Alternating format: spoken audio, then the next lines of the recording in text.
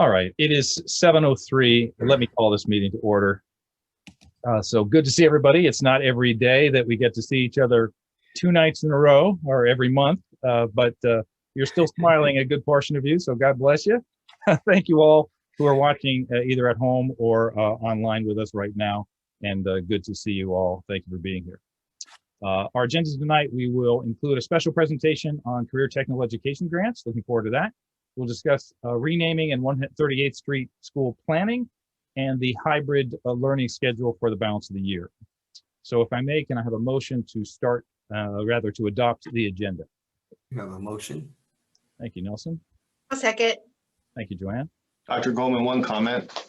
Yes, please. Under superintendent's comments, I believe one of the items. Sorry, I'm looking at it here. One of the items was the hybrid schedule, presentation on the current hybrid schedule. I'm actually wanting to move that down to that actual action item, which is, and I'll do that during that item, which is item 6.1 under general.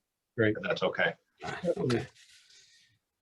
Do you need me to motion with that revision? Thank you. Second, please. I'll second again. Thank you again. Now, Ms. Subaki, thank you, Dr. Thank you. Vote, Wendy? In favor?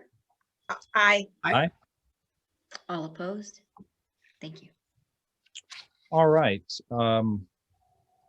Flag salute. We want to pay tribute to our country and our flag. So, Dr. Harbeck, would you join us in allowing Dr. Dougal to say the Pledge of Allegiance? Very tricky. Wow. If you can put your right hand over your heart. Ready? Begin. I I pledge allegiance to the flag of the United States of America and to the republic for which it stands, one nation, under God, indivisible, with liberty and justice for all. Thank you. Thank you very much. Dr. Harbeck needed a break, so thank you. Okay. Next on our agenda is public comments. Before we do this over again, as we have in the past, we'll look at the share your thoughts comments on the website. We do look at those, we read them, we appreciate them. We share with you the themes that emerged, comments about school lunches and the desire to opt out of lunches to prevent waste. And I believe we do have that option, but I think we'll address that shortly. Plans for school schedules and desire for full reopening for next year, which is timely because that's already on our agenda. And appreciation for was shared for Weisburn's board's efforts to bring back all students in our district from K through 12 at both Weisburn and Da Vinci. Thank you for those comments, the folks who put them in. Thank you very much. Wendy, as we move to public comments, there's an additional comment I've been asked to read from Liza Downer, one of our teachers, and of course, the president of the Weisburn Faculty Association and a friend of the district in all regards. On behalf, this is what she writes. On behalf of the Weisburn Faculty Association, I would like to thank each of you for the continued support of the teachers and all staff of Weisburn. This has been a challenging and often very trying year as we navigated teaching remotely and then transferred to a different type of in-person instruction. Teaching is in our bones, it is who we are, and to step back from our usual high expectations of ourselves and our students wasn't going to happen. Your acknowledgement of all of our dedicated hard work is greatly appreciated and happily accepted. Thank you for trusting us, believing in us, and recognizing all of our hard work. Thank you, Liza Downer. Thank you, Liza Downer. Thank you, teachers overall, for the incredible job you've done dealing with COVID-19. Thank you. Ms. Subaki, the rest of the public comments, please. Thank you. We do have one public comment this evening from Quinn Weatherford. If we could slide him over, please. Hi, Quinn. It looks like you're muted. Would you like to give your public comment? Yes, thank you. Dear esteemed board members, I am a 5th grader who attends 138th Street School and am writing to ask the board about the district's policy on balls during recess. While I do see why you might think it would be a good idea to not let us use balls, there is actually little to no risk in children getting COVID from touching the same things. For example, the CDC states that because of the many factors affecting the efficiency of environmental transmissions, the relative risk of fomite transmission of SARS-CoV-2 is considered low. Also, according to Dean Bloomberg, Doctor, Chief of Pediatric Infectious Diseases at UC Davis Children's Hospital, surface transmission of COVID is theoretically possible, but highly unlikely. Add to this the fact that I go to lacrosse, and despite the fact that lacrosse is a contact sport, I don't even have to wear a mask. Basketball camps are also opening, and players touch the same ball over and over again. Based on all these reasons, I hope that you will consider letting us have access to balls again. Sincerely, Quinn Weatherford. Thank you. Thank you. Quinn. Thank you, Quinn. Yes, very nice. Thank you for your eloquence and stepping up and sharing those important views. Thank you. Any other comments, Mr. Rocky? I do not have any further comments. All right. Again, thank you all for contributing. Let's now move to our special presentation on the CTE grants. We're going to be welcoming Mr. Steve Wallace and Russell Kale. We are thrilled to have them come and share with us. Dr. Silvers, any other comments you'd like to introduce them with?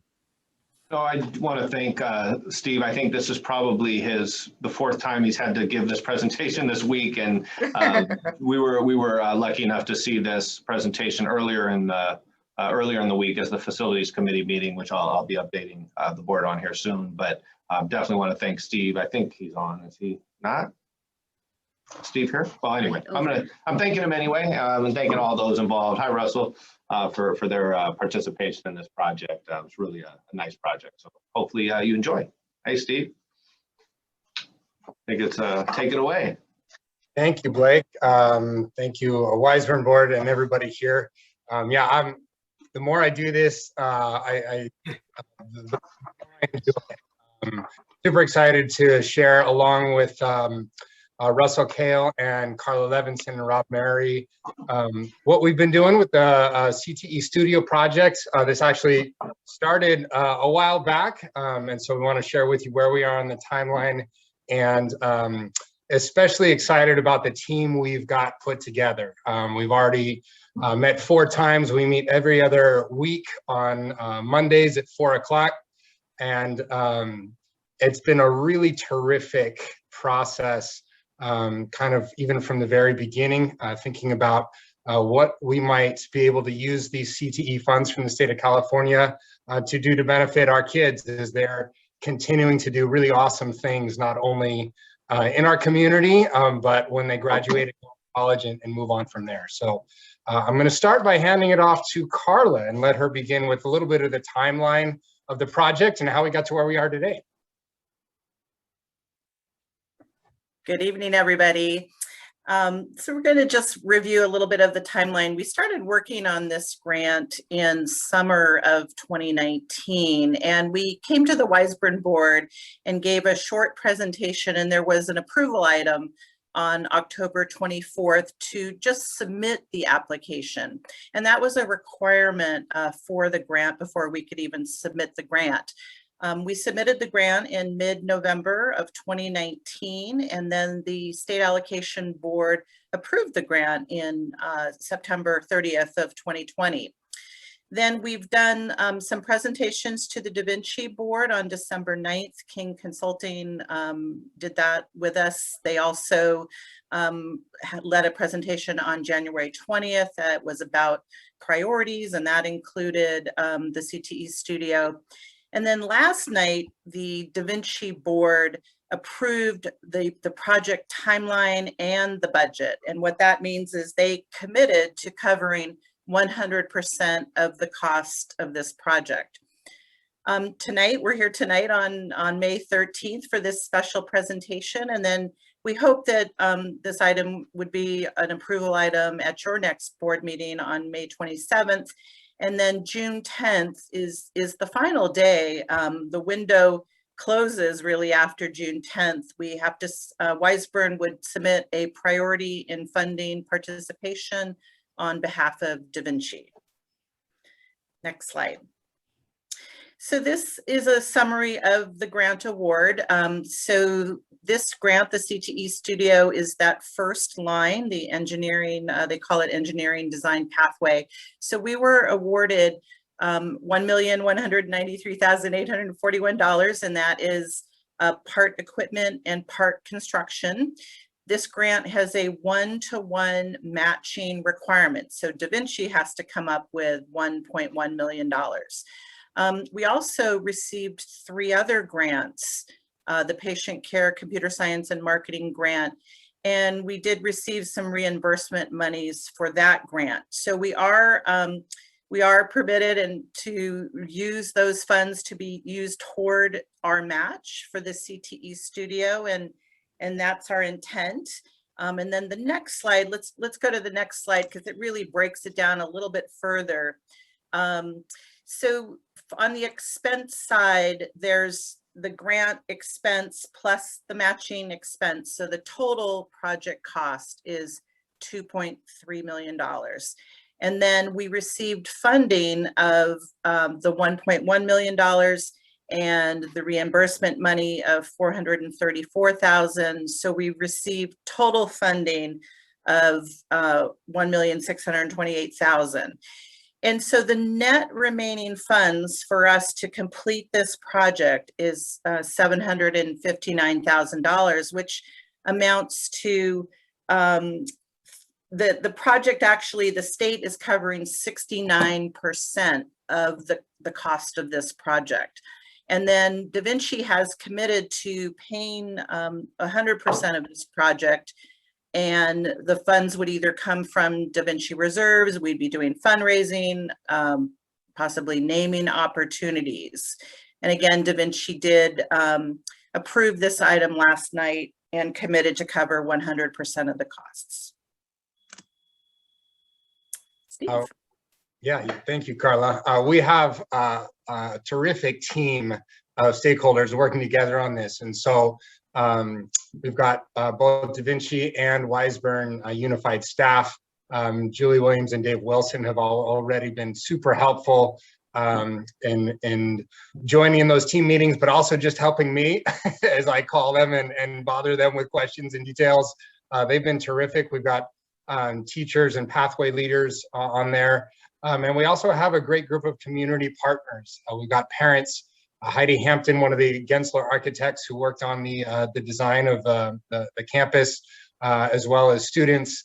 And one of the parents on the team is Russell Kale, and he's going to be sharing a little bit about what this project might be able to do with respect to continuing to give our students opportunities in those pathways. If we could go to the next slide, you'll see a picture of the area where we're talking about the project going. So this is on the west side of the existing campus, just north of that CMU wall where the dumpsters are. There's an area there where there's some deer grass and some weeds and things like that that's not really utilized. And then the blue storage containers, those house our emergency supplies, some of the archery equipment, and the students in the civil engineering pathway build a tiny house there. And so we're looking at kind of reclaiming this area, and these are the spaces. If you go to the next slide there, Wendy, you'll see the footprint wise. So that gray building is the existing facility. And so the studio is actually 2 buildings, some workshops that have a wood shop and a metal shop that would be accessible to students from all 3 Da Vinci schools, as well as we think to the rest of the community. And then a proposed hangar, a taller building. And the model that we have for that is on the campus of Cal Poly San Luis Obispo, who's been a partner of ours for many years, and they've just been terrific. And that's the next slide, the last one of mine, just to give you a kind of a visual, something that is really tall, open, and really versatile.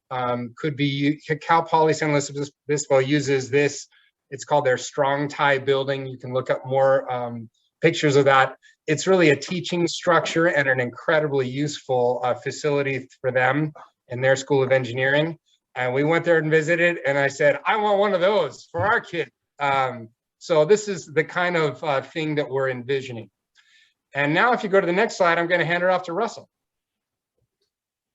Thank you, Steve, and good evening, everyone. Thank you for the opportunity to meet with you and talk to you tonight. So when Steve first approached me about this project, and I have to say he approached me virtually, so it was completely safe. I immediately started thinking about the just spectacular opportunities that this project really presents. As he showed you in some of those images, the hangar, which is the larger of the two buildings, gives us great opportunities for the students at Da Vinci and really in all of the Weisburn School District to have space to do multiple things. We envision the robotics team being able to use that space for the field that they need. And that's very near and dear to my heart, as many of you know, and many others on this board, I know. The tiny house project is just an amazing project. And I think that this is an opportunity to take a lot of what the robotics team does and bring it out of the building and allow for the possibility that the community could come and kind of see what they do. In addition to that, I think the opportunities really extend beyond the school setting. There's community opportunities here. One of my favorite slides that Steve showed me when I first talked to him about this project was that hangar space up at Cal Poly, filled with people and tables and food and drink probably.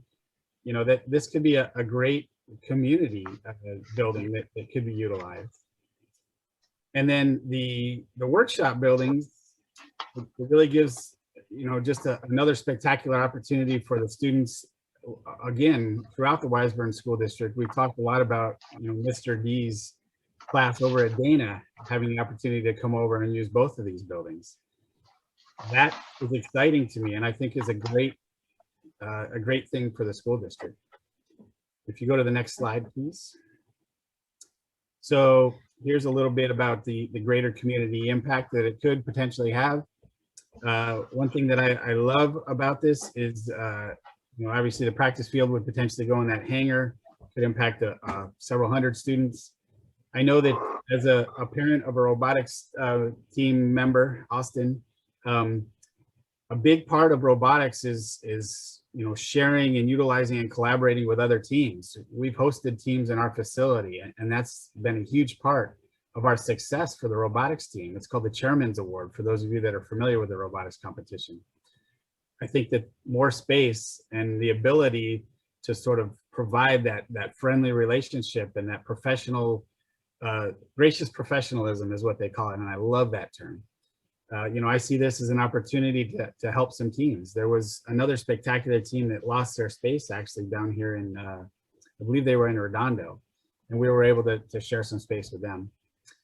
And then the other aspect that I touched upon briefly, but the opportunities to outreach to the middle and elementary school students in the Weisburn Unified School District and the STEM programs there to continue. The robotics team does, they do summer camps. This could be a great spot for that to be hosted. We could, as many of you know, we hosted a robotics regional here, which was spectacular, and we won that regional. That was one of the last competitions in the world before the pandemic shut everything down. So if you can't tell, I'm excited and passionate about this, and I welcome and thank you guys for the opportunity to talk to you about this tonight. And with that, I'll turn it back over to you, Steve, I think. Thank you. I think I hand it off to Ken. Ken, are you here?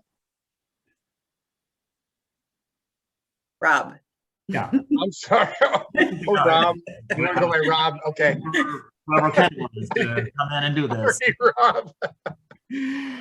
But no, so with King Consulting, one thing that our role in this has really just been to help facilitate all of the various phases of the application. But what's exciting right now is this increasing collaboration between the Da Vinci team and the Weisburn Unified team. And as we've just seen, there already is a lot of overlap. There's been a lot of collaboration, which as you see here is good because that's exactly what always needs to be happening.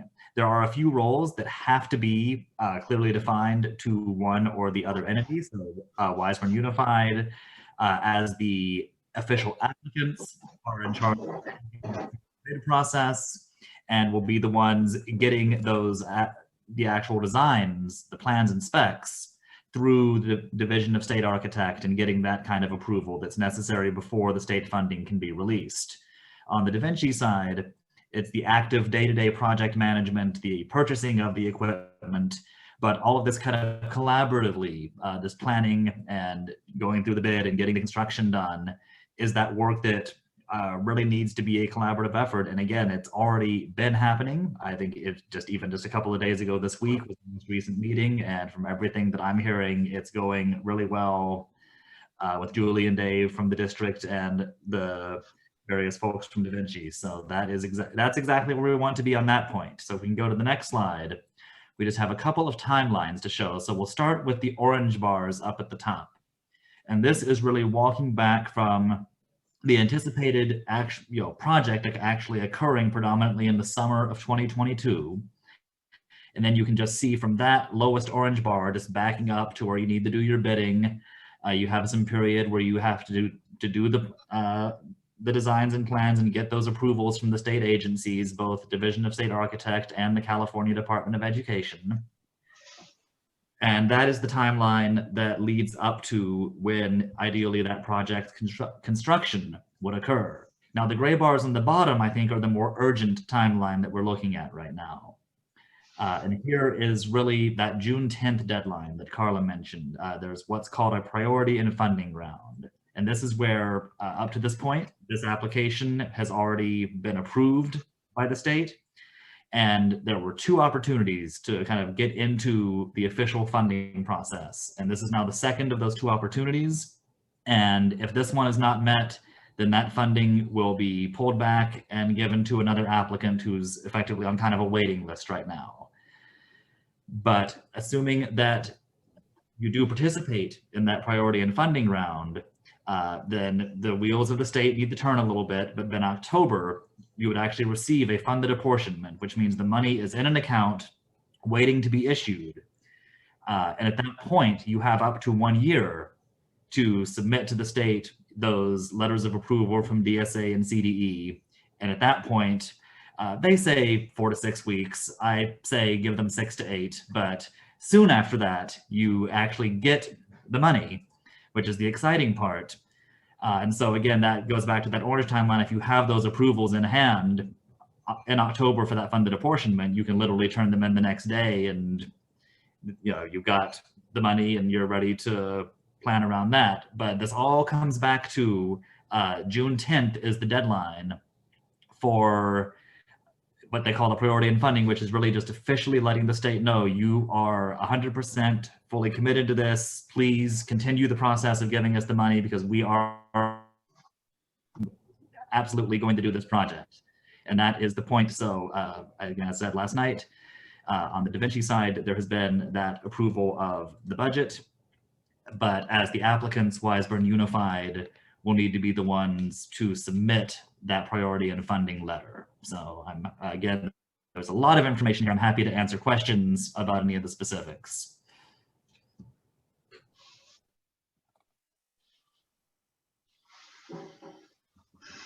Anyone have a question? No? I have a conclusion of the Go ahead, Roger. Oh, yeah. I'd like to thank all of you for making this presentation. This is a project that is extremely exciting. I really like the all the applications of this type of project. Obviously, we have a world championship team in the robotics team, but which I'm really proud of as well. Some of my sons participated in the robotics teams as well. I'd like to also thank the Da Vinci board for supporting and approving this project last night. I think it's a tremendous investment of resources as well, because there's a lot of great opportunities that I can see on this project. For example, with Project Lead the Way and kind of that articulation. I would love to see Andy DeSeria take the Dana team over and get them exposed down the road to like a metal shop or a wood shop. I mean, that's something that we've always talked about, that articulation from elementary through high school, and having another opportunity like this is really exciting. one of the things that I see also in our industry is, like, for example, the trades. For those that don't know, we're very active in the construction management industry. And there's a lot of opportunities as well for electricians, wood shop, and labor, if you will, because reality is not necessarily everyone will go to college. Not everyone will want to go to college. And having an opportunity to be exposed to some of these trades early as well. For example, Steve, you mentioned the tiny house. This kind of goes along with that concept, you know, of having those opportunities and having like warehouses and wood shops. So it's a very exciting project. And Jennifer Morgan last night asked a question, Steve, to you regarding like, what does it mean for the other schools, right? I like that synergy in the response as well. That was a good question, because communications and design could also use this because it's on that ground floor. So I like your answer on that too. There's just a lot of dynamics, a lot of positives with this project. So thank you for the presentation. It's a really exciting opportunity, and thank you to the Da Vinci Board for committing the funds as well. Really appreciative of that. Good opportunity. Thank you, Roger. Any other questions? I think from my end, construction is also near and dear to me. So I just wanted to thank Russell, Steve, and obviously Rob and everyone involved, and Carla here as well. I think it's definitely an exciting opportunity. And, you know, Roger is correct. In terms of the construction industry, it's one of the hottest sectors right now in the state of California. And there's a lot of opportunities in the trades. And I love the fact that this could be an opportunity to train our kids, prepare them, and especially have another offering for those that may not necessarily be going towards the college route, if you will. So thank you for doing this. I think it's a great project, and I'm certainly very supportive of it. So thank you. I agree with everything everyone said. Hello, folks. Russell, Steve, everybody, Carla, and Rob. It is exciting to me in another way too, and that is that it really shows a way for our students to come through Weisburn into Da Vinci and have some common experiences along the way between the different age groups, and also to be on the Da Vinci campus before they actually perhaps enroll in Da Vinci. I just think it's a win-win in so many ways. So thank you very much for the efforts to make this happen.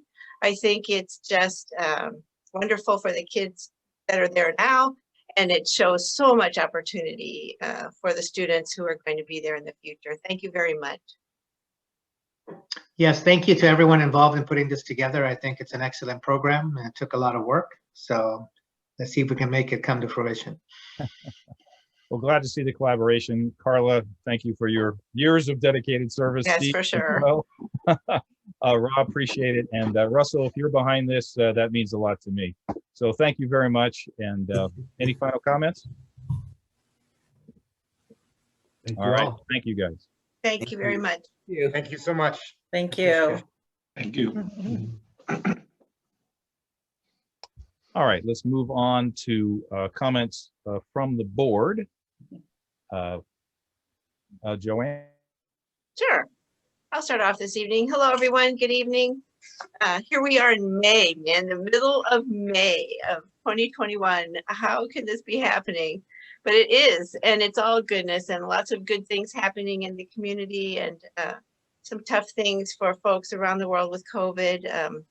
You know, it's the world we live in right now, and it's challenging. So I want to, as we sort of started off with a letter from Liza Downer, I really appreciate that letter, and shows that she understands how much we appreciate, and the teachers understand how much we appreciate the work that they do always, and now in times of COVID, when the challenges are beyond anything we knew how to do before. So thank you very much for that. Thanks for the letter, and thanks to staff and just the whole situation. We're coming to the end of a school year where we sort of started, you know, in one place. We're coming out at the other end with some good news about having in-classroom learning, and going forward into the fall, we hope, you know, that we'll have our students back in the classroom for the most part. So I'm excited about that. I wanted to recognize and congratulate Weisburn for the niche award for the safest school district in the state of California. That's pretty exciting. Yes, I think we were pretty close to the top, even with the ranking before this one, I think. But this is quite an accomplishment. And in times of COVID, to be ranked the safest school, I think it is a testament to staff and to community, to teachers, to everyone for working hard to preserve ourselves and our students and our community. So I really think that's fantastic. And since I got to go first, I get to also congratulate Dana for the distinguished school recognition. I'm taking everybody's thunder here, but you asked me to go first, so I got to go first. And congratulations to Dana. My goodness, such an accomplishment at the easiest of times, whatever that means. But for now, to continue to excel and to show our community and to show our students and to have our students in such an excellent learning environment is gratifying. It, you know, as a board member, as a community member, it is what we're here to do. Safety and academic achievement, it doesn't get better. And I also wanted to say that I found out today that Boeing has granted a $2,500 grant to the Ed Foundation. They had applied for grant funding and were recognized with the grant from Boeing. I happen to know that since Boeing is in my life as well. And it's not a lot of money, but it is a start. Boeing does do grants for special projects and special studies. And I'm really happy to say that the Ed Foundation achieved one of those grants and that they either have the money already or will receive a check in the mail. So anyway, I'm happy about that and happy to be a little part of that kind of success as well. So thank you. Thank you, Joanne. Mr. Mora. Good evening, everyone. I also want to thank you know, the teachers, the staff, the custodians, the groundskeepers, everybody who's worked through this pandemic. Has not been easy on anybody, and everybody's put it in a lot of effort, and just want to tell them I'm grateful. I was able to participate in the facilities committee this week. That's where I saw this CTE studio presentation the first time. And it's a great presentation and a well put together project. Also, our new facilities director, Julie Williams, put together a Weisburn facilities update, and really with future planning for equipment, safety, all the things that we need in the district. I think this will be presented to the entire board next meeting. A lot of great information, and I'm excited to have Julie join the team. She brings a lot of great energy and knowledge, and it's already evident in her first presentation. So I was excited about that. That's all I have tonight.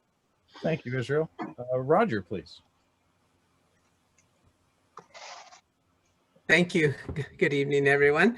I'd also like to express my gratitude to all of our teachers and staff.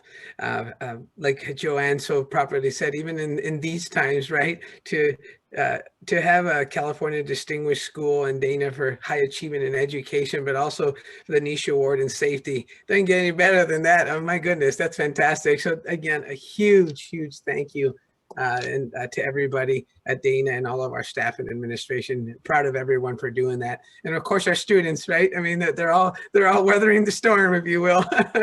So very proud of everyone. I'd also like to thank the Weisburn Ed Foundation for the Rock Around the Block event that happened on May 1st on that Saturday. In particular, I would also like to thank Hawthorne City Council member Alex Monteiro, who came out and visited us, and we spent some time with him, sharing some and talking a little bit about what's going on in the city, but also sharing what's going on in our school districts. He was very engaging in that conversation with me as well. United States House of Representatives Maxine Waters also came to the event. I'd like to thank her. She had some words of advice for my son, which we'll keep between them. Great conversation. Alex was able to meet her, so that was really nice as well. And a huge thank you of appreciation to our Hawthorne Police and Fire Department. Fantastic. Thank you for their continued support. It was obviously evident. Really appreciate their commitment and support to the Weisburn Unified School District for them to come out in such a great presence. Proud of our community and proud of them having come out and supporting us. So big thank you to everyone. And of course, thank you Weisburn Ed Foundation for making it all happen. Thank you again. And that's all I have. Thank you. Thank you, Roger. Nelson Martinez. Thank you, Mr. Goldman, or Dr. Goldman. Everybody here stole my thunder today. So I also wanted to take the opportunity just to say thank you to Ann and the Weisburn Ed Foundation for hosting Rock Around the Block, a wonderful event. I'm glad to see it back. I'm glad that we were able to see each other in person.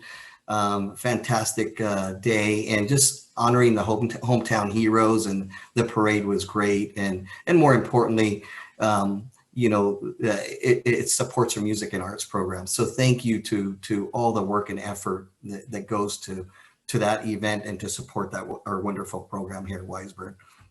I also wanted to take a moment to recognize also the teachers for all their work and effort and support, as all my colleagues have shared.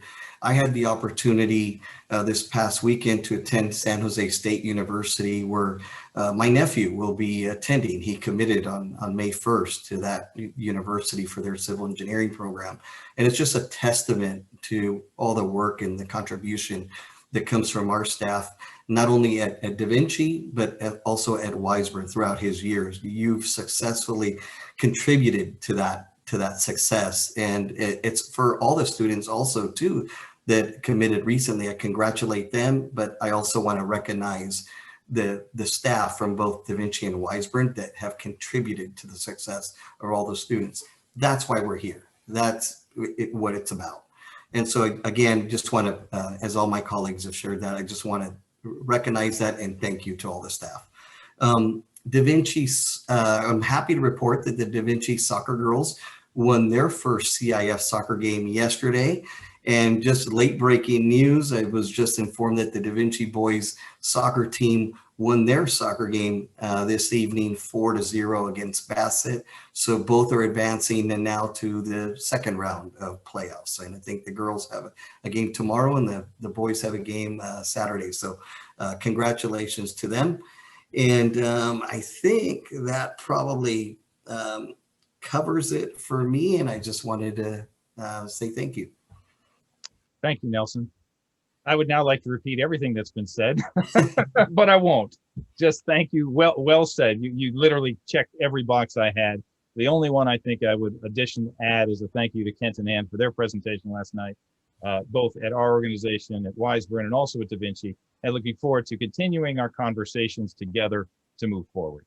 So thank you all for your lovely comments. A proud time here at Weisburn, and one to be recognized and celebrated. So thank you, and great work, everybody. Let's now turn to our cabinet and go to Mr. Wilson. Chief. Thank you, Dr. Goldman. Two brief comments tonight. Our auditors were out this week, virtually out doing their initial audit. No issues were brought to my attention, so no news is good news.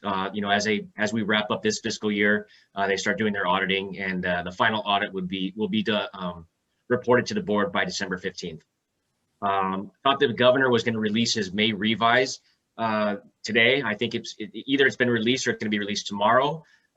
Looks like, from what I've heard, you know, almost over $70 billion in additional revenue that was not budgeted for. So I'm thinking next year is going to be a banner year. Staff's going to attend the May Revise workshop from School Services of California next week, and we'll report the details out at our next board meeting.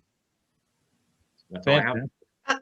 Excuse me, Dave, I have a question. We got an invitation to attend a budget overview session earlier this year. It was a webinar, and maybe Wendy will remember exactly how we got that invitation. Are you talking of school services? Yeah, school services presentation, where they really went into a budget analysis. Is there anything else like that coming up, or? That's the one on, I believe, next Thursday. It's a webinar as well. If you're interested, let me know and we can see if we can get you registered for that. I wouldn't be able to attend next Thursday. Do they video those, or? Okay, maybe if we can get a link to that or whatever when it is done. I have a full work day next Thursday, but I found that so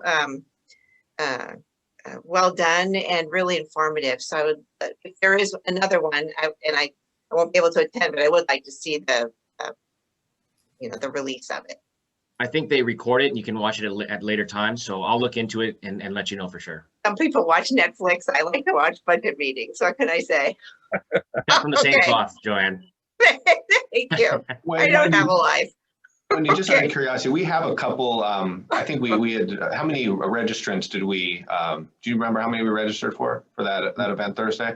Not off the top of my head, I don't know. Okay. Yeah, I think it was Dave and his office staff that registered this one. So. Okay. I guess see if you have any extra windows, let us know. Will do. Anything else, Dave? That's all. Thank you. All right. Well, thank you very much. So we'll turn to our Director of Psychological Services, Ms. Mazzarella. Good evening, everyone. I just have a quick update on the reopening of the Weisburn Preschool Enrichment Program. Everything's, as I reported last time, has been moved over to the site.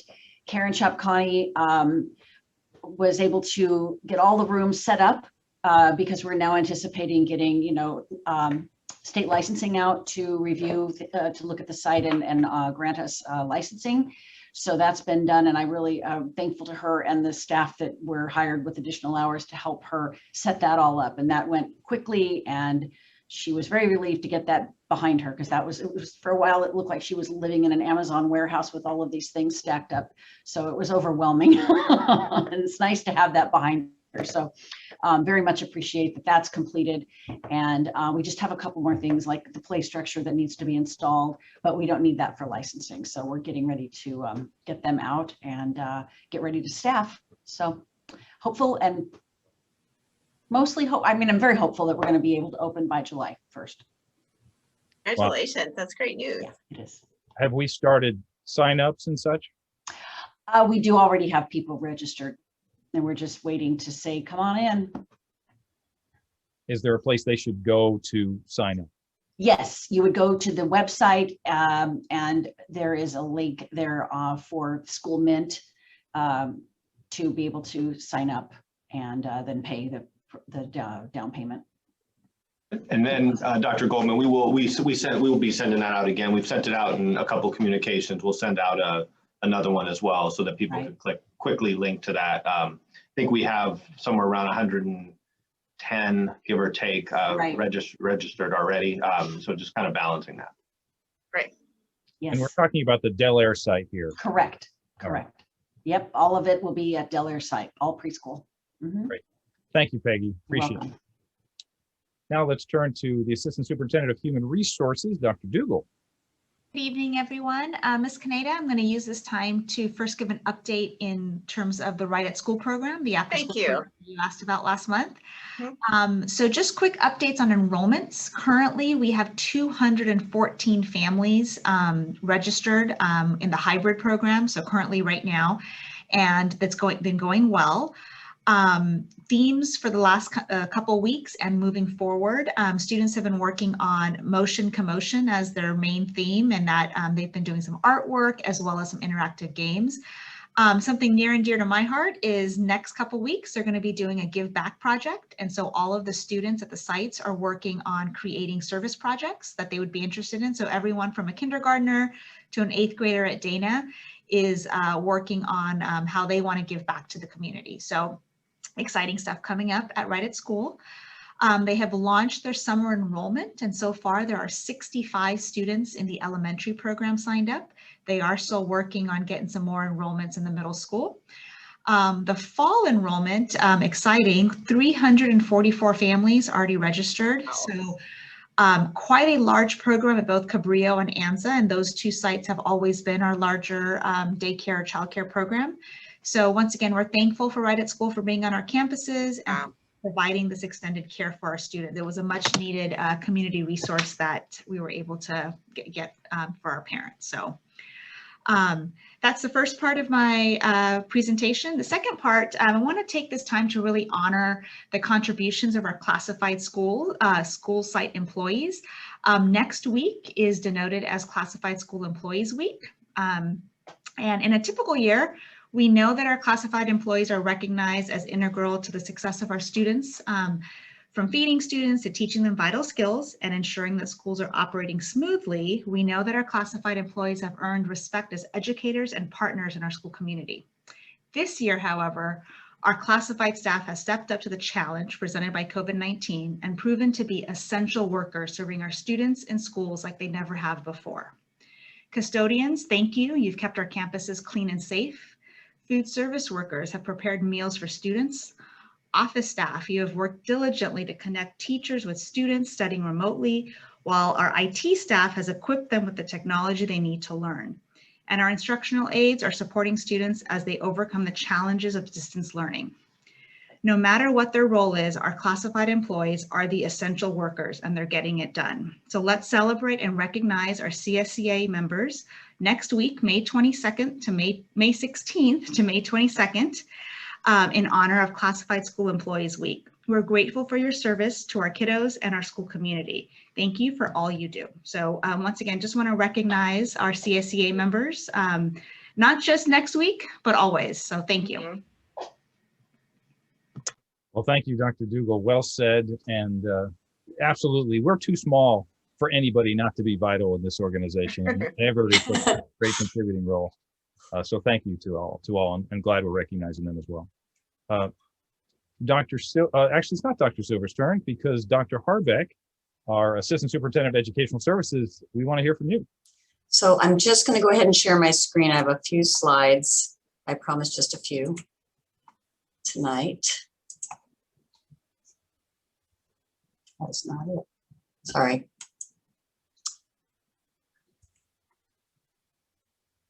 Let me get this up here.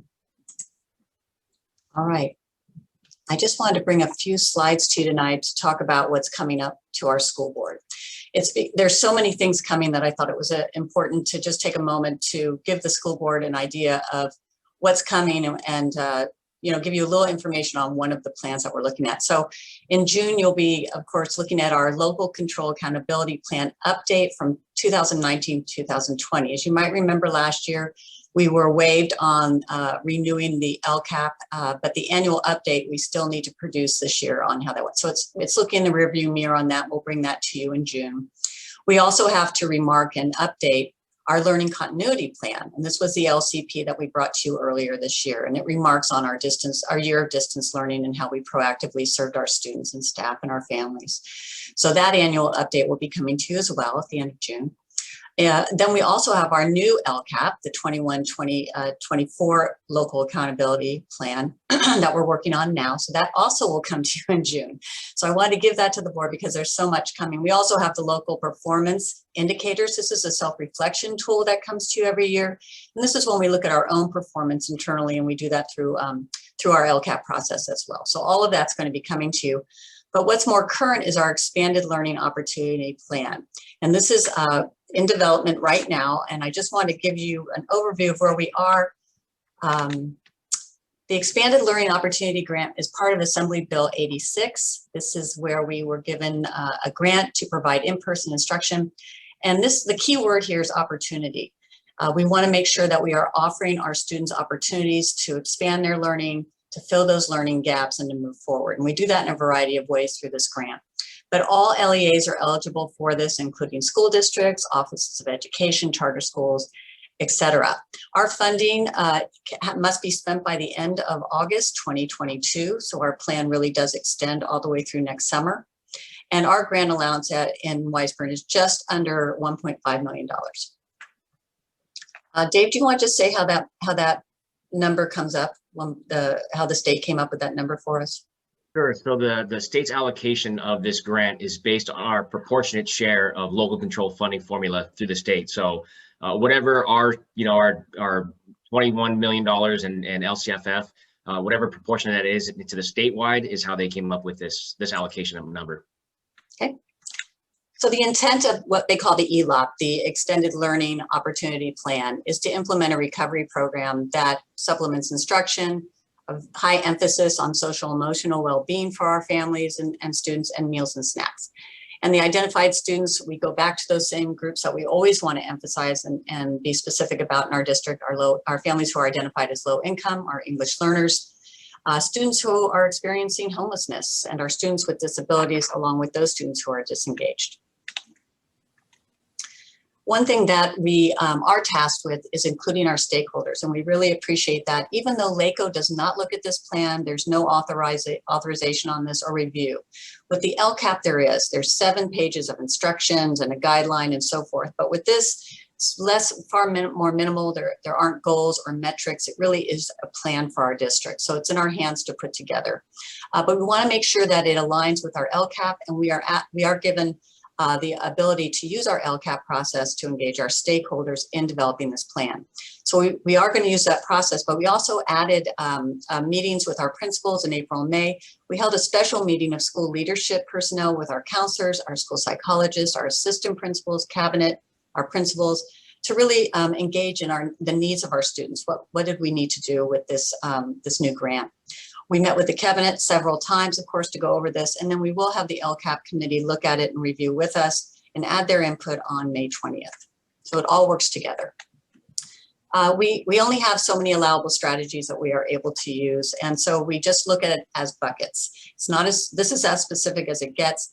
The extended learning really deals with how are we going to use summertime to expand learning. And we're also going to look at Dana having some PM intervention time for math for students. And Kiana and Kevin are looking at that with me to kind of grow that at their school.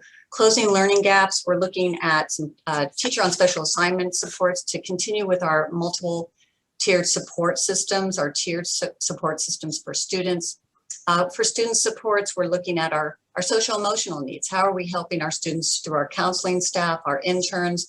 How are we training our staff for that as well to provide that social emotional support? Student services will really look at our paraprofessionals. These are our instructional assistants, and 10% of this grant, about $150,000, has to be spent on that in-person work with our paraprofessionals. So we want to make sure we really look at that and engage the instructional aides, with an emphasis on our English learners with that as well. And then finally, with our additional academic services, we're going to be adding training with that for our TOSAs. We're going to be working with our consultants. We have some consultants that are going to come in and work specifically with math and writing and English language arts. And I want to just mention that we've really spent a lot of time looking at the data to make sure that we're making some good decisions. We always bring that to the forefront when we're working with teams on this to get stakeholder input. And then finally, teacher training.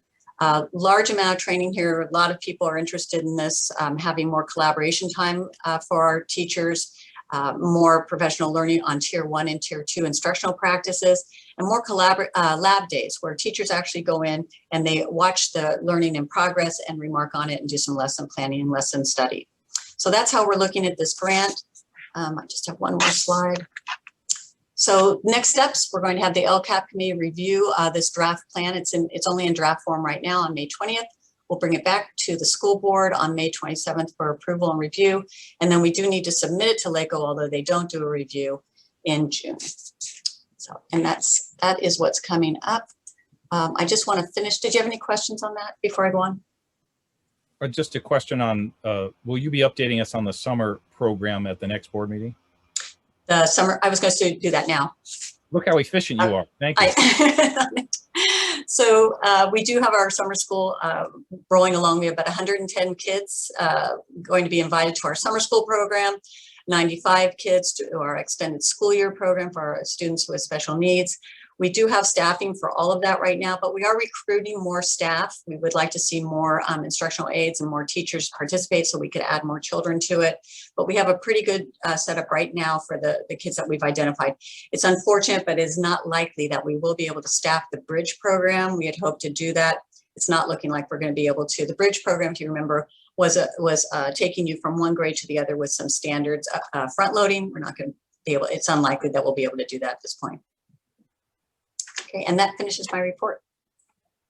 Well, thank you very much. And we certainly understand teachers have had a full year, let's say, at the very least. I could appreciate them wanting a summer break.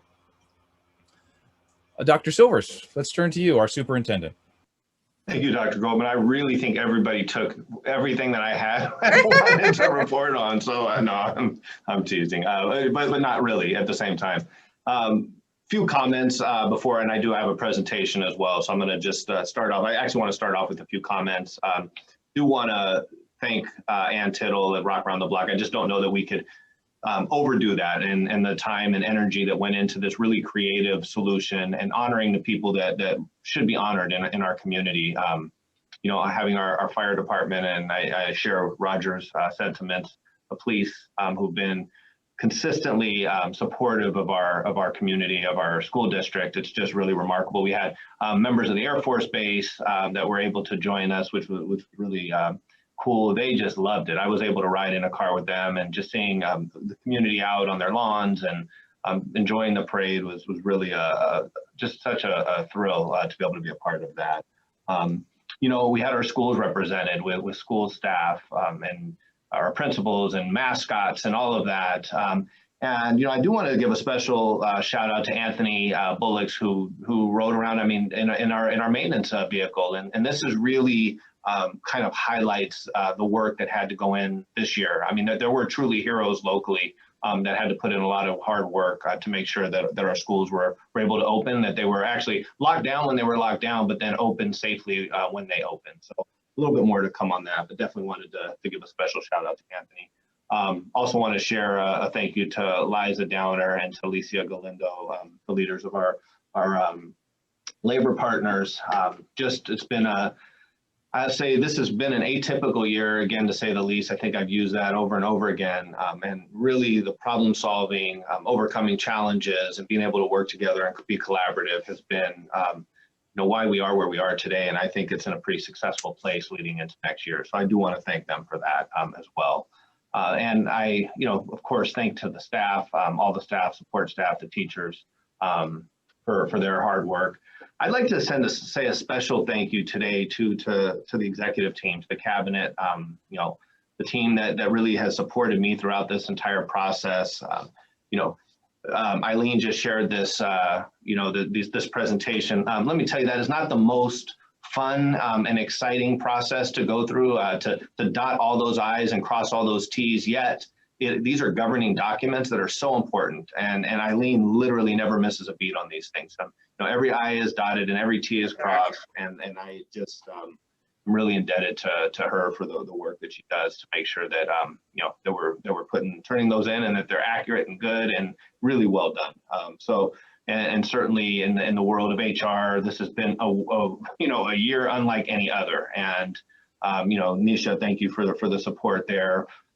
It's truly, I know it's been a really, really difficult challenge, but patience and attention to detail has just been, I think, probably the saving grace through all of this. And Dave in the business office, I mean, we actually have a unique problem, which is we have so much money to spend and so much one-time money to spend, and and it's all separated in these buckets. And Dave has to tell us no, and we have to do a little bit of arguing every once in a while to make sure that we get that we're putting the right things in place for kids to learn and to engage with the curriculum, both from afar when we were distance learning and certainly as kids are back in school. So thank you for that. And again, in the time of COVID, psychological services, special education, I mean, this has been, what a lift. And I really, am truly impressed by Peggy's work and just her commitment, again, problem solving and working with families and just having these kinds of,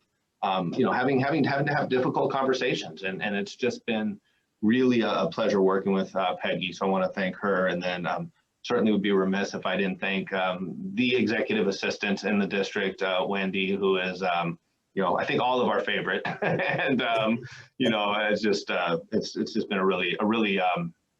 it's been a long run, and it's been a really successful run. And it's because of you all. So thank you to all of you for the work that you do.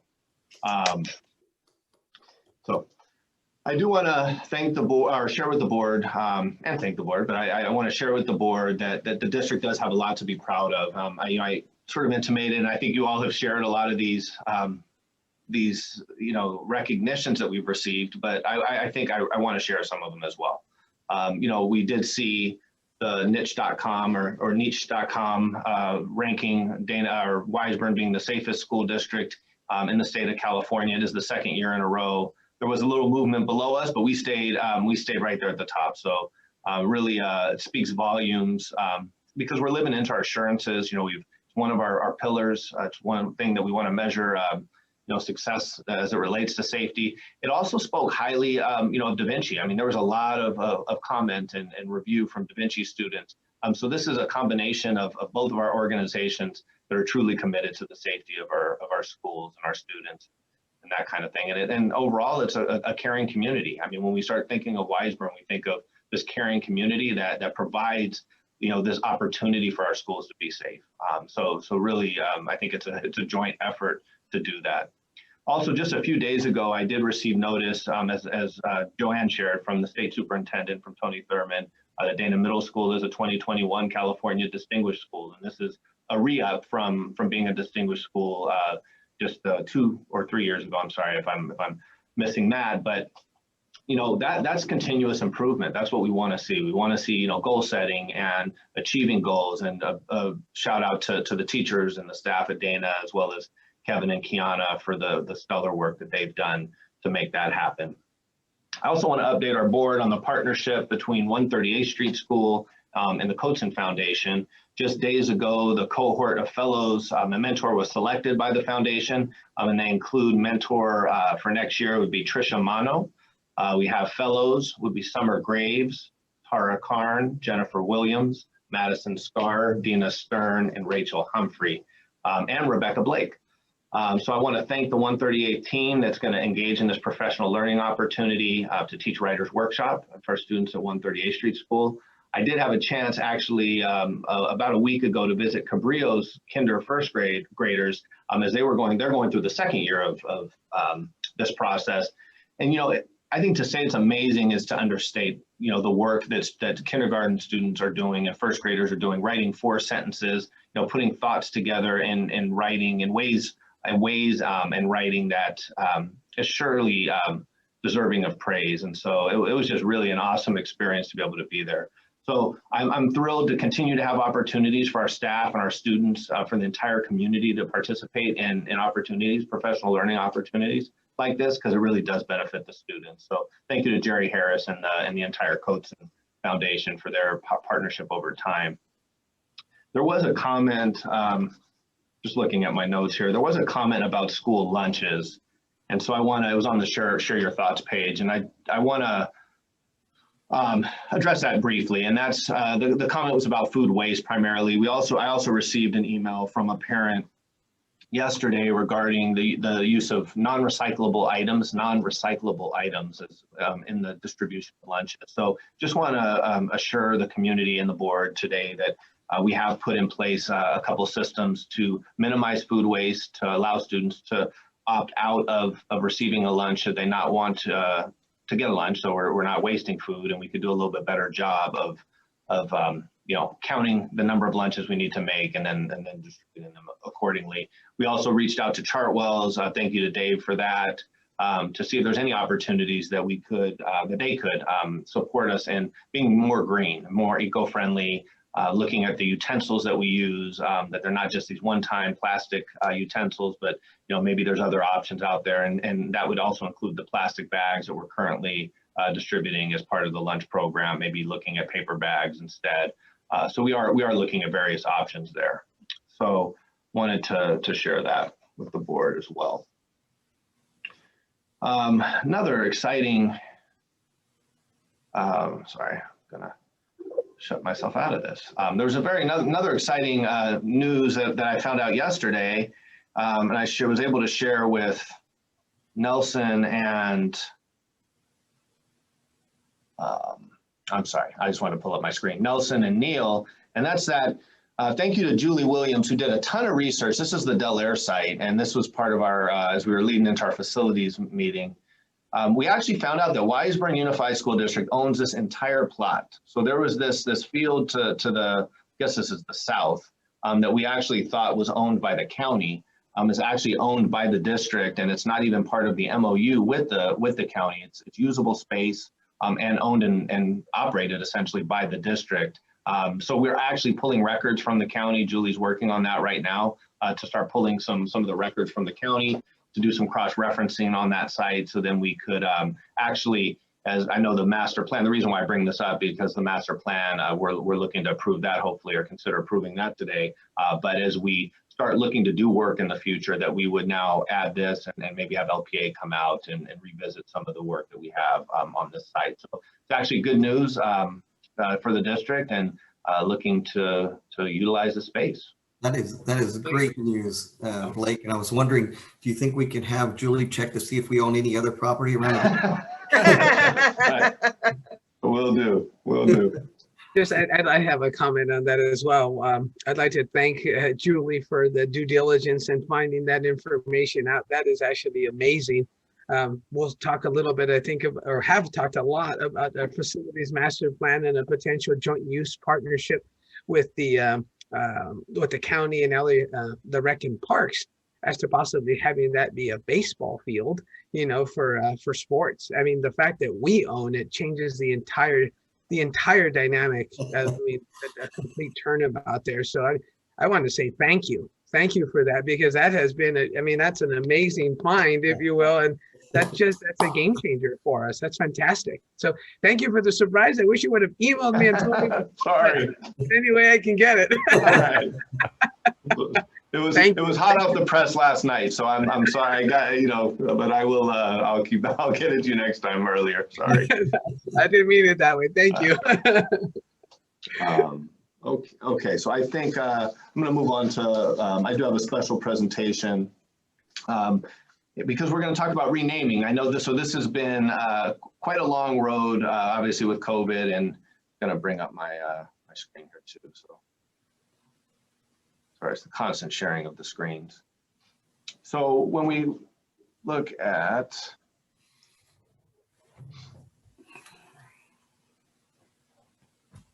so when we're looking at the renaming project, this is something that is we're at the point where it's time to rename a school. And, I wanted to share with the board some of the considerations. It's actually a pretty short presentation, but wanted to open it up for some conversation afterwards. But just taking a look at purpose is that we wanted, I know the board has expressed this, and our staff and students and families have expressed the need to select a name or names in the Weisburn School District, Unified School District, that represent an inclusive, welcoming, the inclusive, welcoming nature of our school community.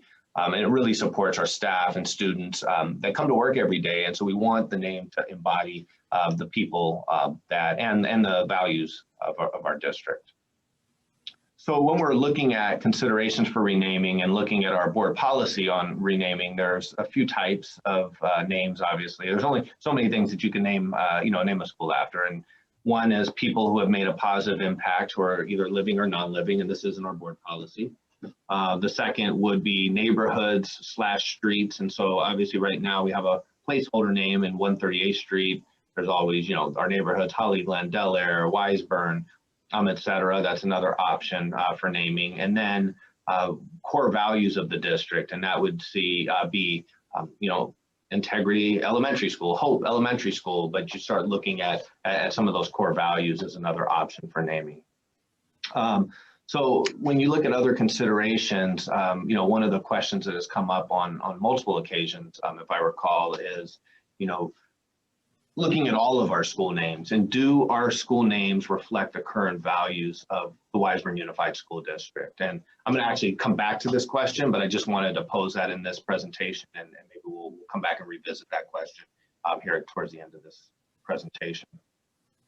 So I wanted to put together just a quick pros and cons chart, not too complex, but when you look at people, the pro of people is that they're inspirational and they set an example and a tone, and people do represent values, and there's a connection to people. And so that's definitely a pro. The con of people, of using a person's name, is, you know, understandings of historic or famous individuals change. So what is appropriate and what embodies the values today, 50 years from now may not. And so, you know, taking into consideration that names sometimes fade and become, you know, they just don't become representative of the values. And then there's political issues around names, is that, you know, certain groups want certain names and certain people want certain names. And, you know, it depends on really where you fall in terms of naming and people that you value. It could cause some consternation as we start looking at naming a school, but just a con and not a recommendation. Neighborhoods or streets, it honors a community. There's a sense of history and bond to neighborhood names. It memorializes these special locations within a neighborhood or within a community in and around the schools. Again, it could be streets, it could be community names or neighborhood names. The cons, on the other hand, is it could be perceived as dry, and then it could cause some sort of competition among schools or neighborhoods. You know, where's Weisburn? You know, where's Holly Glen? Who, you know, that type of competition. And so that would be a con there. And then values, you definitely get a clear and specific focus on a value, like, you know, diversity, inclusion, those types of things. But it really is difficult to work values into a name. There are very little, there's very little precedent, for values and names. There are some. We are seeing some schools that do have values as a name, but it's very, very rare. You definitely see much more of the first two categories when you're looking at renaming or naming a school site. And so options for renaming schools for the district as we start looking to the future and hopefully, you know, being able to launch the name of a new school, at least one, would be, do we rename 138th Street School only, the former Peter Burnett School? Sequential would be renaming 138th Street School first and then potentially turning to the other schools to take a look. And then there's the simultaneous approach. So we have individual, sequential, and then simultaneous, which would be to bring a cadre of people together to rename all of the schools at once in parallel. And it allows us a little bit of economy of scale and overlapping processes. Again, wanted to put together a quick pros and cons list. When you look at individual or sequential, you do get that special focus as a pro on each school in the community. You learn from the process with the first one, right? And this is something that we don't do every day, and probably, I don't know if I haven't been a part of naming of a school, so you know, we'll definitely learn through this process what it takes to name a school effectively. The con is when you're doing it individually or sequentially, it takes longer. You know, oh, I have a misspelling here, and I'm sorry, but that should say it takes longer, 2 to 4 months per school. So just pardon the misspelling. Simultaneous, you have efficiency. You're able to decide and announce all names together in more of a celebratory fashion and in a group. And then there's also that cross-pollination of ideas. So now you have an entire community focusing on the names of various schools, and it allows sort of that cross-pollination of ideas. The con to that is there's more coordination, obviously, to keep things moving and on track. There is definitely a greater impact to the community on this, and that I put as a con because, you know, it would impact the community in a greater detail. So just a glance, the goal would be I'm going to start up here at the top, tentative dates. I want to focus on this August 19th. And the reason why I put August 19th is because that is our last board meeting before we reopen our schools in the fall. And so that August date is right there in the right, you know, in the middle of August. And we'd like to be able to bring names to the board or names to the board by August 19th. And May 24th, just a couple weeks away, would allow us to do some preparation to send out our first messages, which is number one task or week. Number one would be sending out a letter of introduction, a poll that would outline the process of the name change. We'd be able to send a poll and or survey via any avenue that we have available to us. And that would be, you know, through our listserv, through Nextdoor, through any type of Facebook pages and Instagram, so that the form is available and people could submit suggested names with a brief explanation of why that name would be chosen. Second would be the formation of a citizens advisory committee. And I am happy to share that Mr. Rios at 138th Street School, the principal there, has been working to gather people, at least for that specific school site. We're in the process of the formation of that committee. We're able to, in that meeting, delineate some of the tasks, and then you would have the first round of facilitated review of some of the names that were selected or suggested, sorry.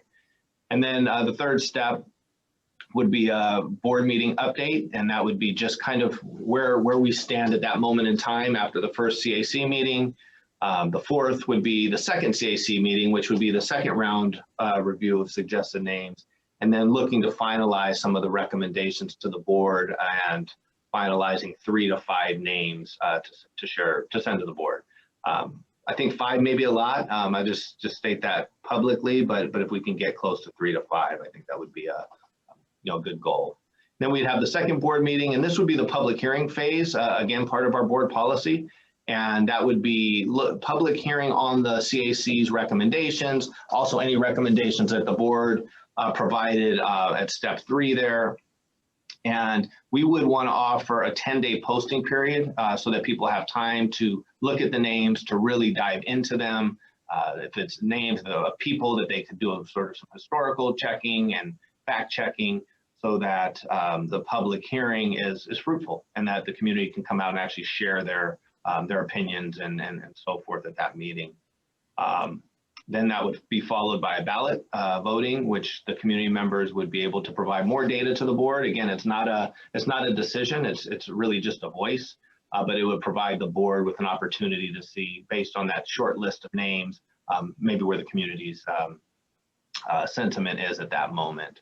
And then the last board meeting, again, hoping this would be an August 19th date, would be a review of the ballot results and a chance for the board to deliberate and eventually and hopefully at that meeting adopt a new name or names for our schools, depending on some of the direction today or in the next month.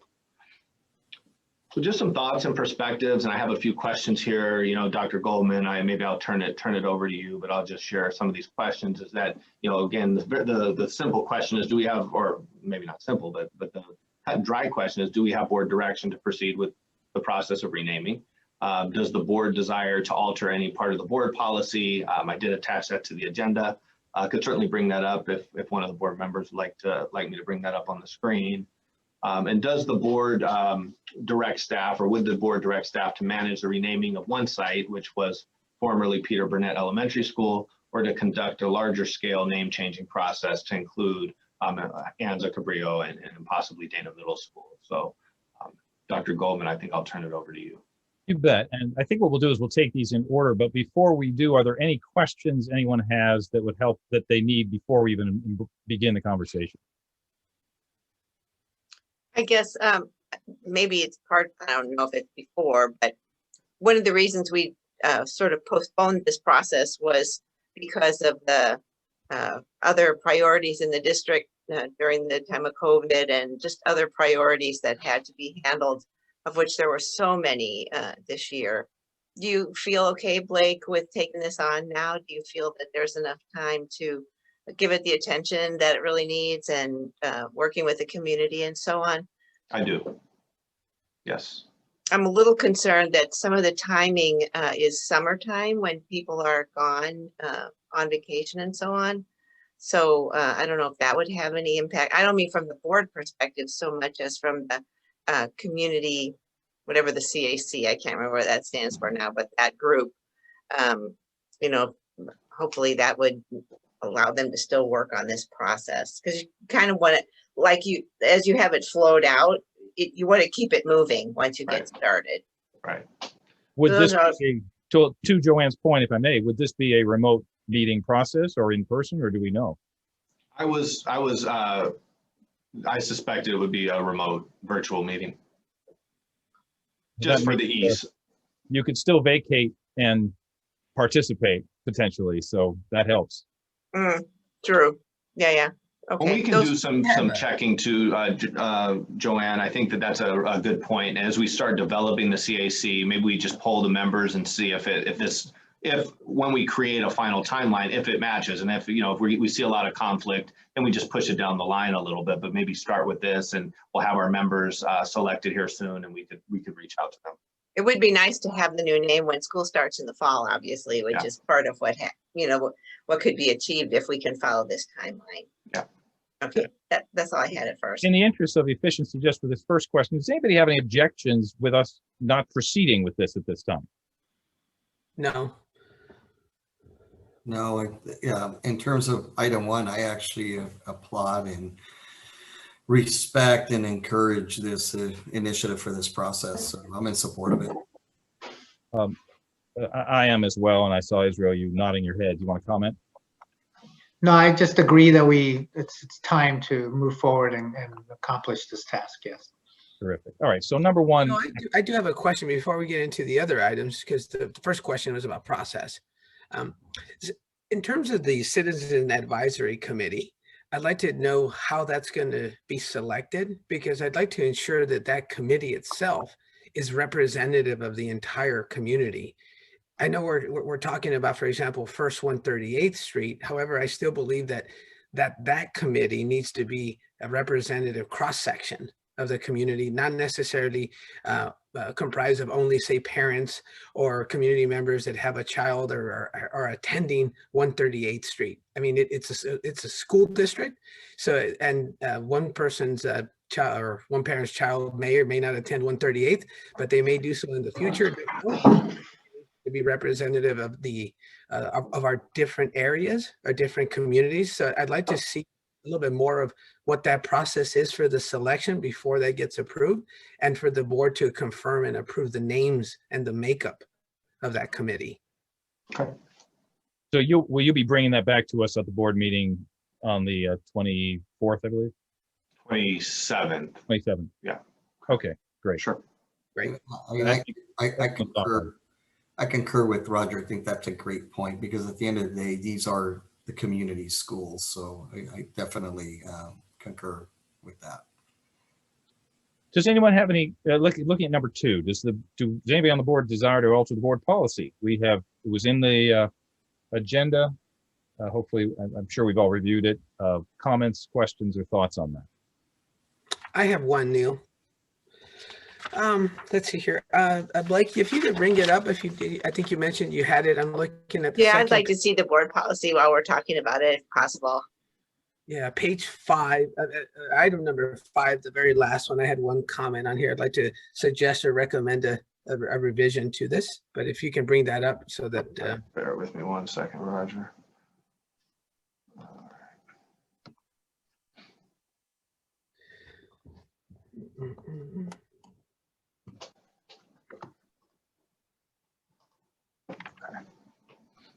There we go. If you could scroll all the way down to the bottom, the very last item on page 2, this is related to, it starts at the beginning with naming rights.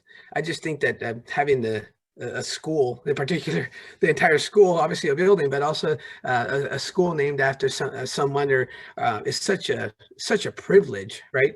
To have that honor for a school to be named after someone. Item number 5, it says, reserve the authority. The board should always reserve the authority to terminate the naming right if it determines that grantee, subsequent to receiving the naming right, has engaged in any of the prohibited acts stated in item number 4. Those are very specific, which is, you can see just above that, in terms of like discrimination and unlawful activity that might bring the district into dispute. I'd like to revise that and add a caveat there that that the board also has an opportunity if the person or the grantee no longer represents the values of the district or the community, which was afforded to the grantee, that could also be renamed and removed. I don't want it, the way it reads now, it almost means that you can only rename a site if item number 4 is violated, which isn't accurate. I mean, for example, we're doing that right now on 138th Street. I'd like to, and I think it also preserves future sentiment. It would give the community and future boards an opportunity, if they no longer believe that individual reflects the values of the community, they can rename it. All right, and I would not want to preclude any future board from that opportunity, because the way it reads right now, it would appear that we wouldn't be able to do that, which I would disagree with. I don't want to restrict a right of a future board or of a future generation to do that.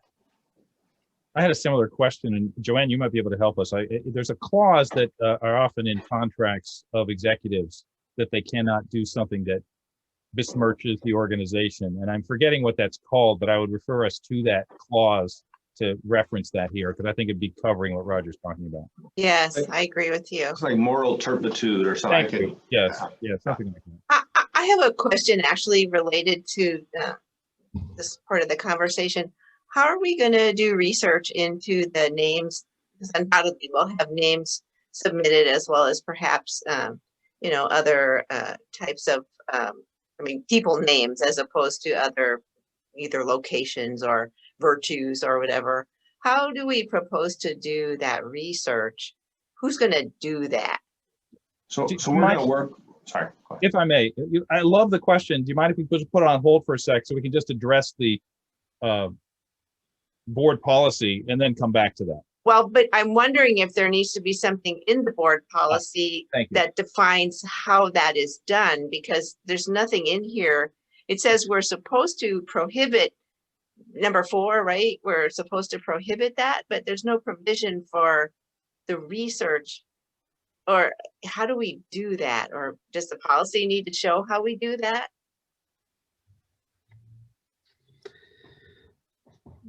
Seems like we run a risk of the same problem if it does have it, that if it's not entirely exclusive of all possibilities, we might be right. Something. I mean, I don't know, Blake. I you know, in terms of a policy, it says, you know, number 4 says, okay, that the name that we select needs to not have any of these problems associated with it.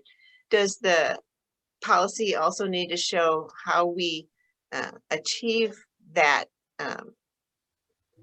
clean name, let's say, free of these problems?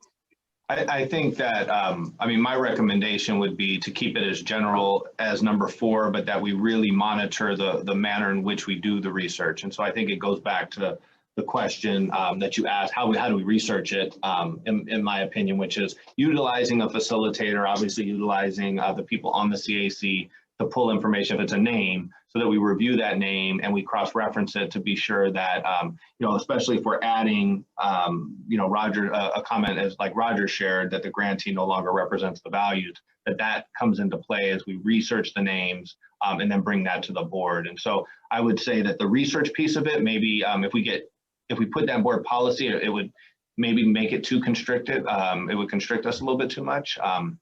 But I think as a team, we can do the research and then provide how we did that to the board. Just my okay, fair enough. It just seems like it's a slippery slope, or it could be, and I think we want to make sure that we have, I don't know, some process that we follow that that protects us in that way. And the moral turpitude clause, or whatever that is called, may have advice on that too. Yes. Okay. That's good. So so then I would then suggest, you know, at the board's discretion, that we maybe push this back, or we bring this back at the next board meeting. I could add this clause for a first reading at the next board meeting, so that we review it. Then we'd have to bring it back. I'm just looking at my calendar. The 6th, so it would be the June 10th board meeting to approve the final, potentially approve the final language within this board policy with this added language proposed by Roger. So that's 2 board meetings from now, and that wouldn't slow the process up. We would still be able to get it done by the end of August or mid-August. Okay. My thought would be that you do that concurrent, right? Because the substance of the policy is not changing for the process of the renaming. Correct. I do have another request for that next meeting, but before we do that, any other comments or thoughts on the board policy as it stands? No. All right, I think you can take that down, Blake, if you wouldn't mind putting back your, the 3rd question was, if I remember, basically, do 1 now or all 4 now, or any directive therein. let me just, my comment on that relative to what I think it would be instructive to have a historical framing of the current names. Peter Burnett was severely problematic based on our values today. I do not know enough about the others to have an opinion that's informed at this time. Is that something that could be presented to us, or at least, I mean, obviously I can do my own research and will, but it'd be nice to have a little background on that. I think that would inform me as to my recommendation on that issue. I don't think the other board members feel. I like that suggestion. Thank you, Neil. That's a good suggestion. I can certainly support the time to do those reviews.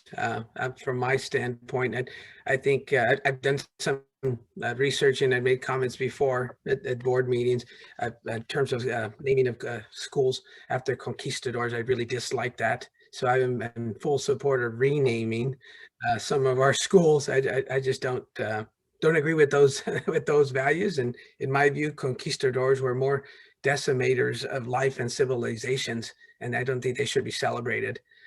With the naming of a school, definitely agree with the timing to do some additional research there and thoughts. I don't put Richard Henry Dana in that class, and so it is so very valuable comment both from you, Neil, and Joanne. I think that some research and some thought needs to definitely go into that. I don't want to pass the buck on this. Any other thoughts here, guys? I think along the lines of what you just mentioned, Neil, do we even know, and I know there's a history book out there, but do we even know how the names came about?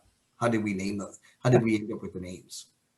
If the good book is accurate, and Dr. Silvers, you may know the name, I'm forgetting it, they were all named by the first superintendent of the district, that according to the good book, which is the history of Weisburn in the first 75 years of our existence. It was just written that he named them and the board just approved it. So one guy named them all. And I think that's an important perspective just to throw into your history. It sounds biblical. Roger, comment? I just should say, I think the part of the question is Blake is looking for some guidance as to whether we do it all together or all at once.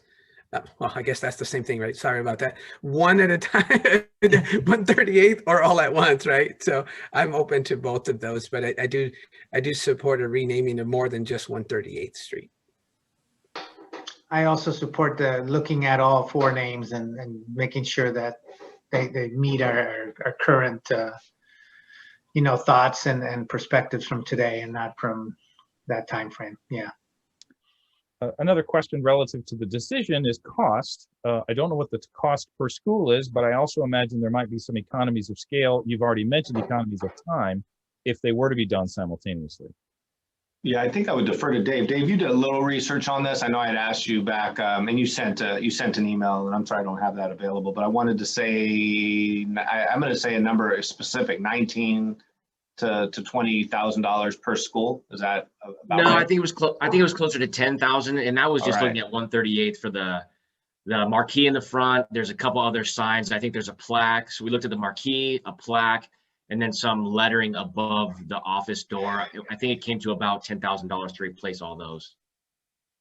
Does that include like the documents changing, all the documentation and letterheads and all that? No, that would be an additional cost, I'm sure.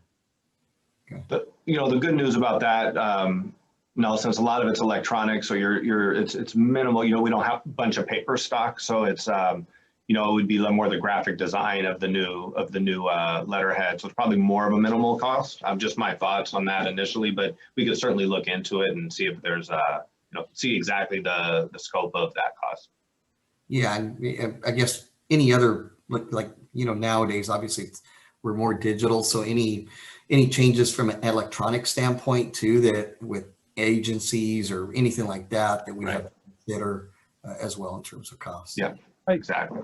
One more point I'd like to make is that I believe looking at one school without looking at all four schools, maybe referencing in effect Roger's concept of that we're all involved, seems myopic. if we were to just change one school's name with the possibility would change the others' names, but rather consider all four simultaneously, you might get a different answer because you have a larger scope in your view. And I think that's relevant to consider. Does that make any sense? Yeah, it makes a lot of sense, I think. Could you say it again, Dr. Goldman? Yeah. Try it in Spanish. I think I'm following. I just want to be sure. Yeah. No, what I was saying was, Knock them all out at once, no, Blake. I'll give us more specific instead of being obtuse. Let me be specific. If you're just naming 138, then maybe you defer to a name of a person or maybe a value or a person. Let's just go with that. But if you're naming all four schools, then maybe your mindset changes to, maybe geography makes more sense. Whereas if you're just naming one school, geography doesn't seem to make much sense in light of three other names of people. So that's the point I'm making. Did that help? Yeah, no, that's perfect. Thank you. Yeah, I just think that here's a good opportunity. I like this process. I think here's a good opportunity. Really, we should consider looking at all the schools at this time. I think it's more efficient, and for the same points that everyone's mentioned here, I think it makes sense. So one last devil's advocate, and we'll move on. Naming one school is a whole lot more manageable, and there were concerns about time and resource requirements. Does anybody feel at this time, you know what, I really feel strongly that only one school should be looked at this time, or not? No, I like looking at all of them. Blake, do you have any more questions you need from us? No, I think I have some direction, and I'll provide more information. Naming all four may push that August 19th date out, but I'll bring that to the board if we, at worst case scenario is we rename all four and it's a little bit later in the game, but that's, I think as long as there's a little grace there, I'm good with that. Always better to do it right than fast. Well said. All right. Anything else in your presentation? I'll stop sharing. That is it.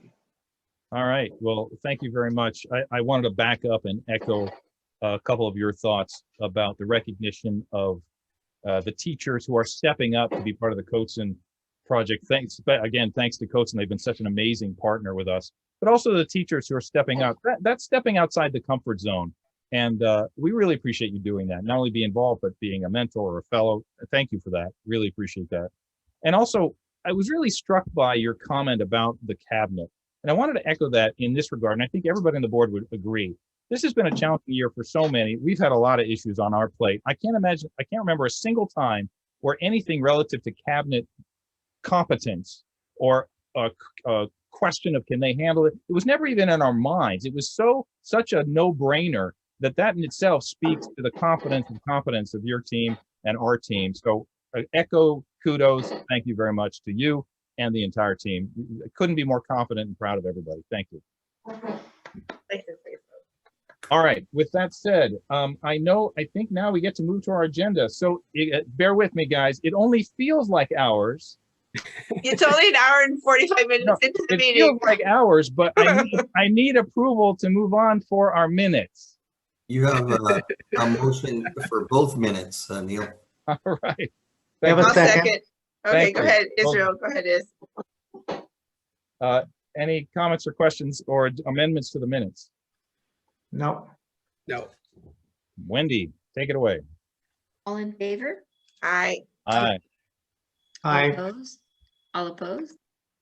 Thank you. All right. Due to the specificity here, we need to take each of the action items in turn, one at a time. So going to 6.1, there we are. Thank you. Approve the current hybrid learning schedule for the remainder of 2021. Dr. Silvers, I think this is the second part, or now your next presentation. Yes, and oh, thank you. Sorry, thank you.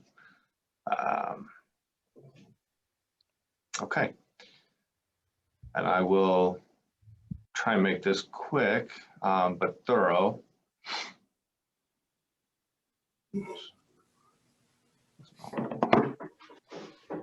So just wanted to give a quick hybrid learning schedule update and why this is on the agenda today. First of all, again, always start with purpose is that we want to provide an overview of Weisburn's current hybrid learning schedule, and then a recommendation in this regard for the end of the school year.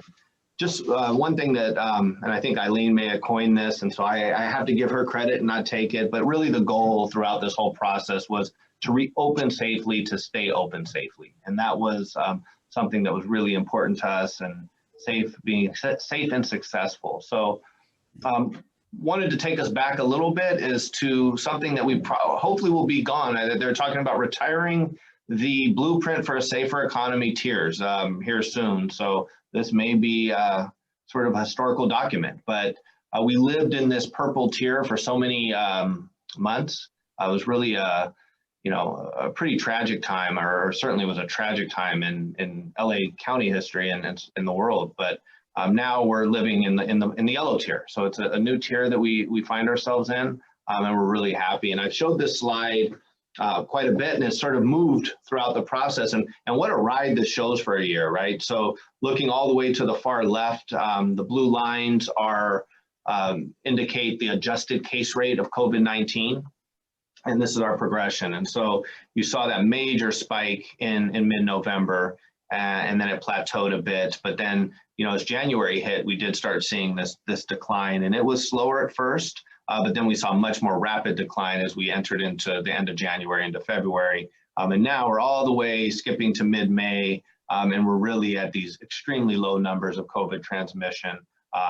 We are at today, or as of Tuesday, the case rate was 1.4 per 100,000 residents. I believe at our height, we were in the 70s, something around there. So, 1.4, it's quite a ride that we've been on.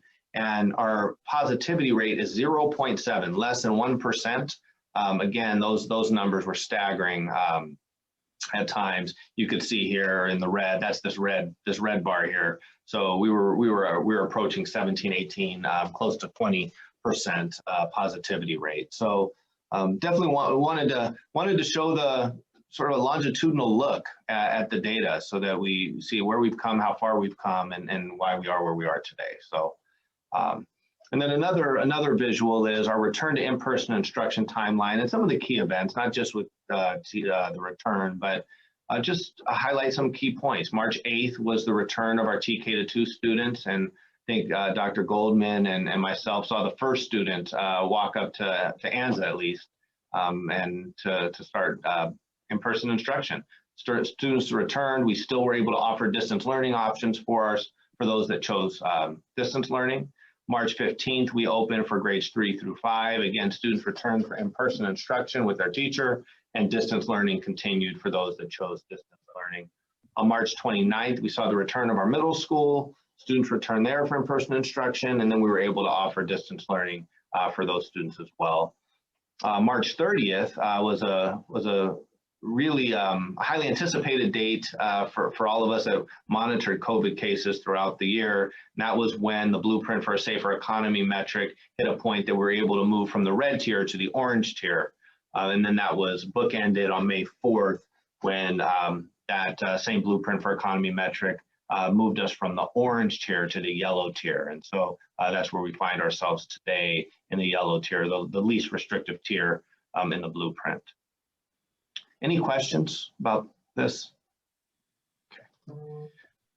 So as we created our hybrid schedules, I just want to share with the board the assumptions that we made. I have shared these publicly in the past, but just want to highlight some of the key ones, and we're leaving some out, but wanted to highlight the key ones. These really helped guide our decision making as we looked at scheduling in-person hybrid instruction. One was the distance learning, and that was families needed to have the ability to choose a distance learning option.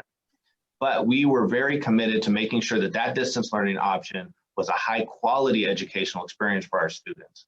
And I say that because we didn't want to pluck students out of the school schedule essentially and put them in a rote, basically tech driven or computer driven program where it was more facilitated rather than taught. We wanted our students to be taught rather than just go through a program like an Arizona State University program or a school's PLP program.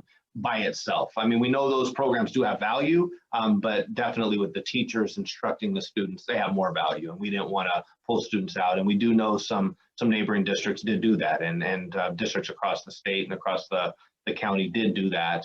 We just chose not to for the purposes of a more continuity of learning for our students and better education, we felt, for our students. The second was student schedules, and that it was really important that, to the best of our ability as feasible, that students were able to keep their current teacher at, best case scenario. Really wanted to do that. The less change we felt was best for students. And so as we made these decisions, that was one of the assumptions and decision-making guidelines that we took into account.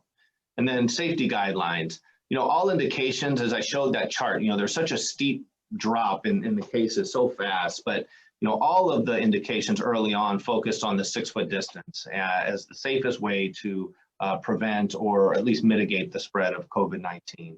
So student schedules were created with this as a primary consideration, that we wanted to have 12 kids in a classroom, 15 kids maybe in the middle school, but not get into those numbers in the 20s, especially due to the fact that we know our students haven't been vaccinated yet. Hopefully soon we'll be able to support students being vaccinated, at least our 12-year-olds, 13, 14-year-olds, but at this point, as we were creating these distance learning schedules, we just didn't have that opportunity. And so what was the impact? Well, the impact was that, first of all, safety. And we wanted to, again, reopen to stay open, 6-foot distancing, masking, temperature checks, all of those was a tremendous impact. We've been safe.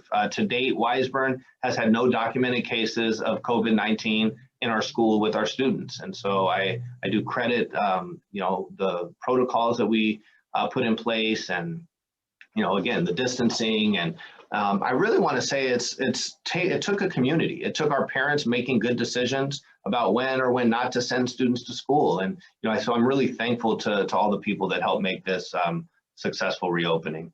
And the assumptions led to the following constraints, though, and this is why we're here today, is that some teachers would teach students in person in the morning and distance learning in the afternoon, so that they could keep as many of their students as possible, thus limiting some of the change for our students that had already experienced lots of change as it was. Dana Middle School would conduct in-person learning in the morning, that was the model, and then distance learning in the afternoon, again, so the teachers were able to keep their students. So periods may change, but the teams of teachers wouldn't change for those students. It just may be a timing issue, but wanted to keep that consistent. And further schedule changes, if we were to, but what that did is, if there were any further schedule changes, additional hours of in-person instruction, it would then necessitate a rebuilding of the master schedule in many cases. So, trying to do the right thing and feeling we did the right thing did put us in a position where we had a little bit less flexibility than how we created a separate distance learning academy, pulled students out of a class, and or didn't take into consideration some of these other important elements of students returning to school. And so in person, to continue the philosophy here of reopening to stay open, and also increase minutes. There were some minor changes I just want to highlight to the board here in the middle. Dana Middle School students increased from 2 hybrid days a week to 3, and they were able to focus on this 3rd day on health and wellness and STEAM. In fact, the team put together a nice project that students will work on, where they're going to have some health and wellness or fitness in the morning, and then be able to work through visual arts or creating a car is what they're doing. Utilizing PLTW engineering, early engineering strategies, as well as design, where they're designing their car. And then also any students that were identified in our early warning system would be able to attend 4 days of school for extra support.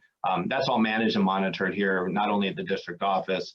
Special thank you to Tylene for helping put that together, and her team. But basically, at the end of the day, due to a significant number of teachers, particularly in the elementary school, and then we already shared the middle school's issue, teaching both hybrid and distance learning. So a hybrid program, a distance program in the morning or in the afternoon, and then in-person at the alternating time. Increasing in-person minutes, as I said before, would be a tremendous revision to our master schedule. And it would also remove the teacher's ability to maintain their hybrid and distance learning classes. So you'd see a really big shuffle. And I think my recommendation at this point would be that we continue the current student schedules for the duration of the school year. I just want to highlight that parent feedback varied on this issue. So, did receive some feedback that parents wanted more time. Also received some feedback from parents, community members that said, don't change the schedule again. We've already, things have changed so much throughout this year. We would like to just keep things sort of static. So that's my recommendation for next steps. And that may be my last slide. Nope, it's not. But because I wanted to highlight the most important is looking forward, right? Is where we are today, but looking to next year.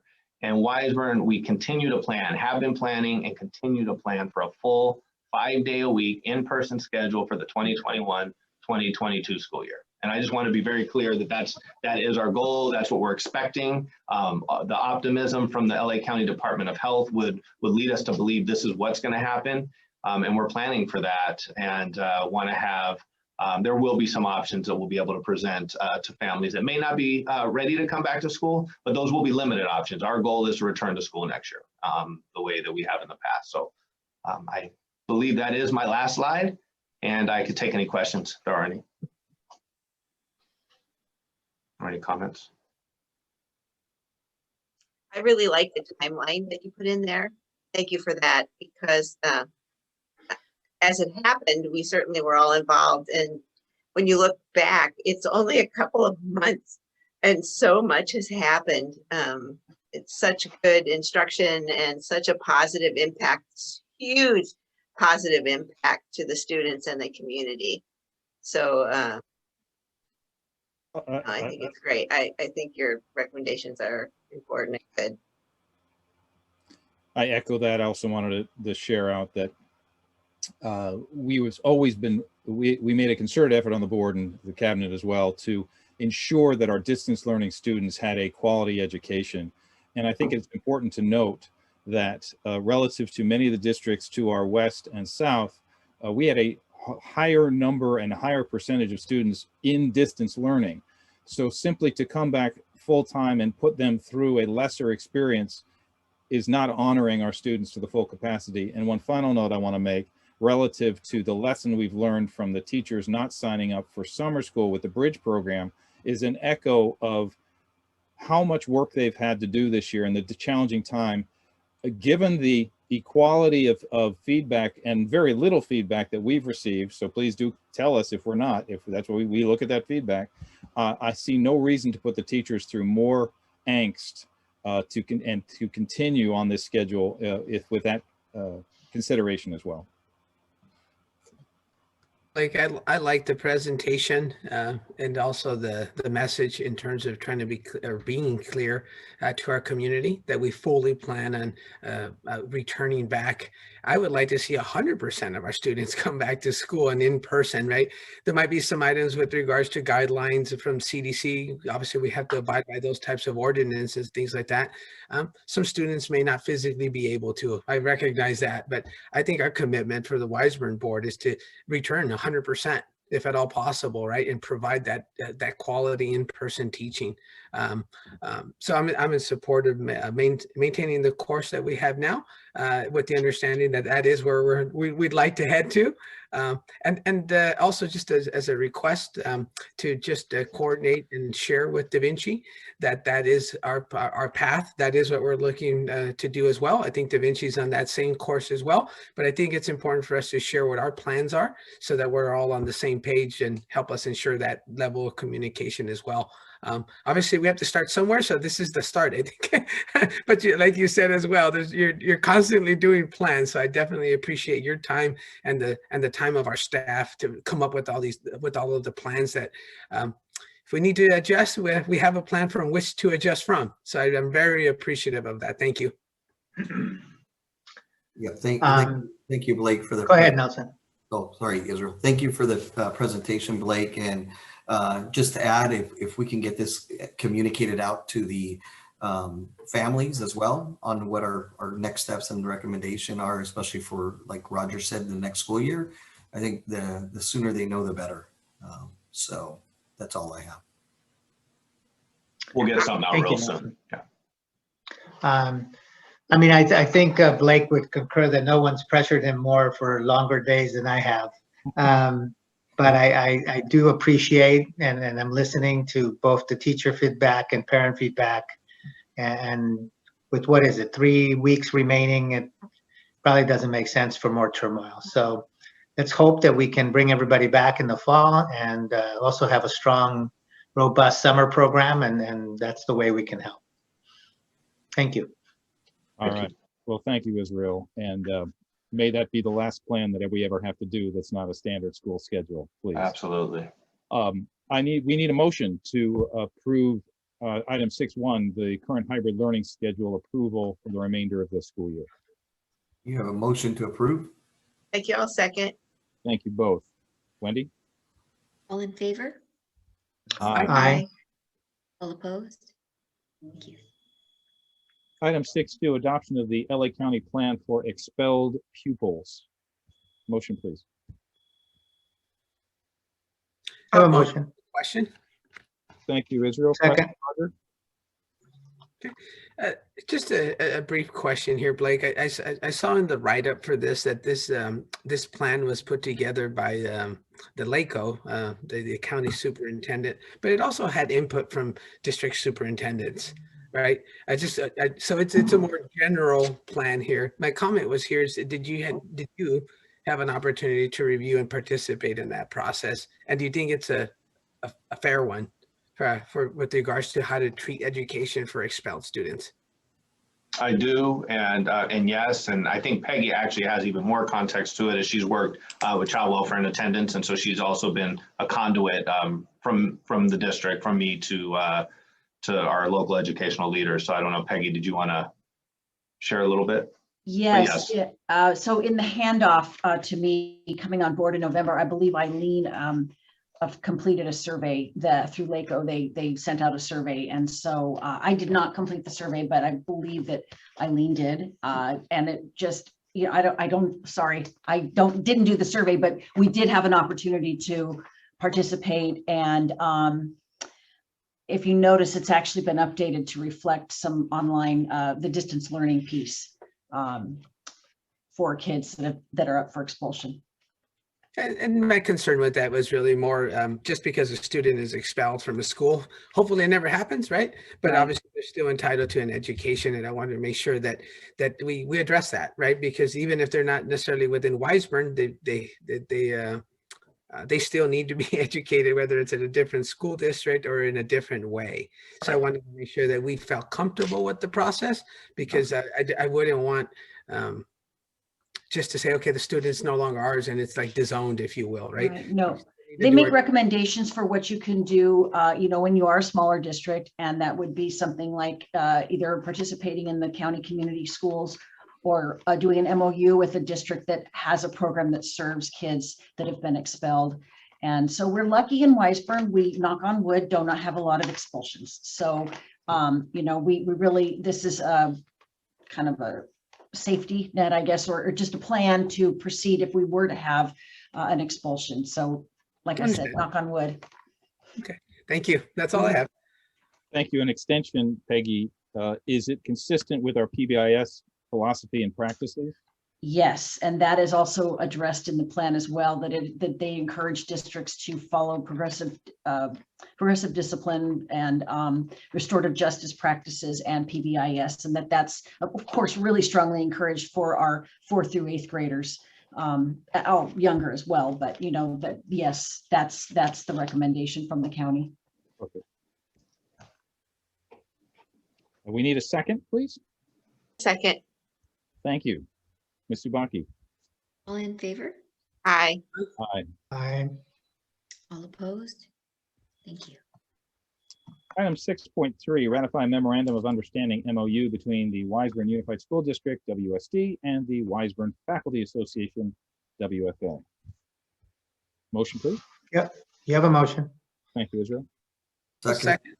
Oh. Go ahead, Roger. Thank you, Nelson. This is compensation for the summer program. Thank you to our partners at WFA and Liza and your team. Any comments or questions here?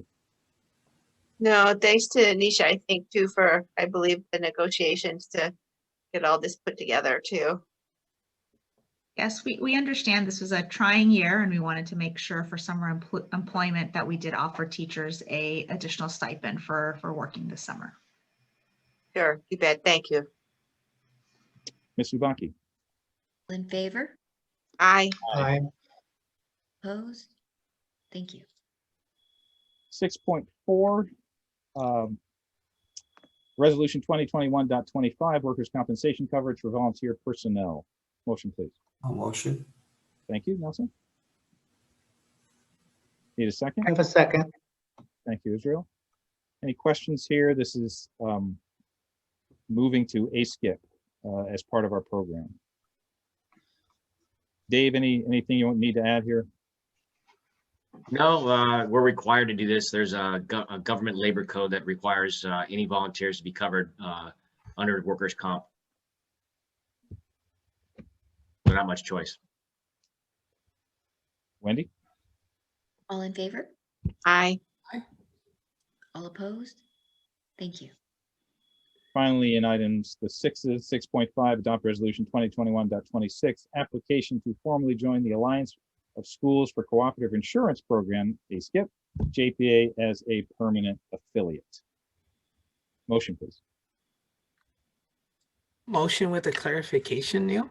Thank you, Roger. Go ahead. Clarification is in the write-up. It says that the program is a self-insured workers' compensation, yet the request is to join a cooperative. Does the cooperative pay the claims for workers' compensation, or are we being self-insured?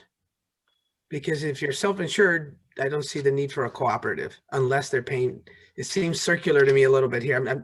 That's why I'm seeking clarification as to what we're doing. So Roger, yeah, it is a cooperative, and they have insurance policies that cover certain levels of losses. So I guess technically we are self-insured, but under a cooperative. Are we self-insured collectively rather than individually? Collectively, correct. That's what the cooperative is. Yes. Ah, okay. So it's not directly. Okay.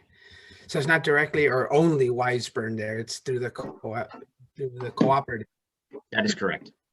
So do we pay fees to be in that cooperative, or how does that work? Where does the money come from if there's a claim? So it's just part of the workers' comp rates that we pay. It's built in. But I can tell you these are much lower rates than we were paying when we were with Keenan, the other carrier. Ah, okay, great. We did a side-by-side analysis on it, Roger, too, to make sure that the coverage didn't, there wasn't like a lapse in coverage, that we were getting similar coverage. And I mean, ideally, and our hope is that it's better coverage and better support via workers' comp. But and that's why we were here today. I think the word here, self-insurance, is a little deceptive. I think we're part of a cooperative and we're actually paying rates, which is great. And I think I agree with both Blake and Dave that it's to our advantage, but because we're probably getting better rates as part of a cooperative, but I'm not understanding that self-insured. No, thank you for the clarification. That's what threw me off. I just wasn't understanding the self-insured part and how it worked. All right, we need a second, please. I'll second. Thank you, Jordan. Ms. Ubaki? All in favor? Aye. Aye. All opposed? Thank you. Moving to action items, facilities. 7.1, approve long-range facilities master plan. Motion, please. Motion with the comment. Thank you. Go ahead, Nelson. I wanted to first of all thank LPA for their work on this master plan. And as many of you know, both Neil and I were part of this process and really enjoyed it and appreciated really the process of really including many of our stakeholders as part of this process as we developed it. This is really a visionary plan that sets a path going forward for us in terms of facilities that takes really our education planning and curriculum into consideration, and it really is something that sets our vision for the next 10, 15 years. One note, since we did this, and I believe, God, it's been probably over a year, when we went through this process, it was prior to the pandemic. And so this is a living document, and there's a lot of changes now taking place. So one thing that we might want to consider down the road is also to take into consideration some of the facility issues and concepts that are arising as a result of the pandemic. So something to just think about as we move forward. And Blake, you shared something very interesting today with us, that we own more land than we had no idea about with regards to Del Air. So those are things that we'll probably have to consider here in the master plan that we did not have really at the time in terms of that information. So want to make sure we probably consider and capture that down the road. That's all I have with regards to that. Okay, I'll second with a comment as well, if we're there. Very similar to what Nelson just said in terms of the Del Air baseball area. Blake, I'm not sure. I don't know if we can do like a rider or an amendment to capture that into the facilities master plan. I mean, this is like super exciting, the fact that we own that property. I mean, I don't want to, obviously, I mean, I'm in favor of this master plan. I think there's a lot of great work that was done, not only by LPA, but by our community. I don't want to miss an opportunity now that we know we own that property there to factor that into our equation for planning, because it opens up that area that we really struggled with Rec and Parks to even get to the table with us to talk about a joint use agreement for a baseball field. Wanted to be collaborative with that, but now that we own it, the reverse is true. I mean, I want to capitalize on that here. If there is a partnership to be had as well, I'm certainly open to that. But I think now we need to guide that portion of that conversation because that is a Weisburn property. To that point, Roger, is that, I don't know if you actually were requesting this, but should we do a study on this? What are our options there? I think that's maybe what you just asked. I think so. I think it'd be great to do just like as an amendment or a rider to that section and look at that portion almost like a sports complex there, right? Because we also own the other portions that we turned into fields. So maybe if we could do it as a rider or an update to the facilities master plan only for that section, given the new information, so that it really does factor in all of the district property. Could I ask a question? What was the date when that lease ends with the county? 2024. I can't remember the exact. Dave, am I right on that? It's 2024. I thought I can get that for you. Yeah, either 2024 or 2026. I remember 26. That was not, but I could be wrong. And so could I. I mean, the library's on one, and then I think it's like a 2-year break, so it could be, I could be off. And I'm sorry, I can get those dates though. Yeah, let's have that. Okay, thank you. Mm-hmm. Thank you, Israel. And I just want to make one last comment that to our community, please review this plan, take a look at it, and know that we are approving the completion of the plan. We are not approving that this is our set in stone, for Nelson's comment. This is not an immutable plan. It is our best vision at that time. It is changeable. We're approving that we have conducted this plan and it was a thorough plan, not mandating that everything in the plan is exactly what we will do should we proceed. Dr. Silvers, any final comments here? No, I think you all got it. Ms. Ubaki, take a vote. All in favor? Aye. Aye. Aye. All opposed? Thank you. All right, moving to fiscal. And if someone is so inclined, I believe we could take all these together. I would love the motion 8.1 through 8.5. I'll second. Any questions or on any of these items?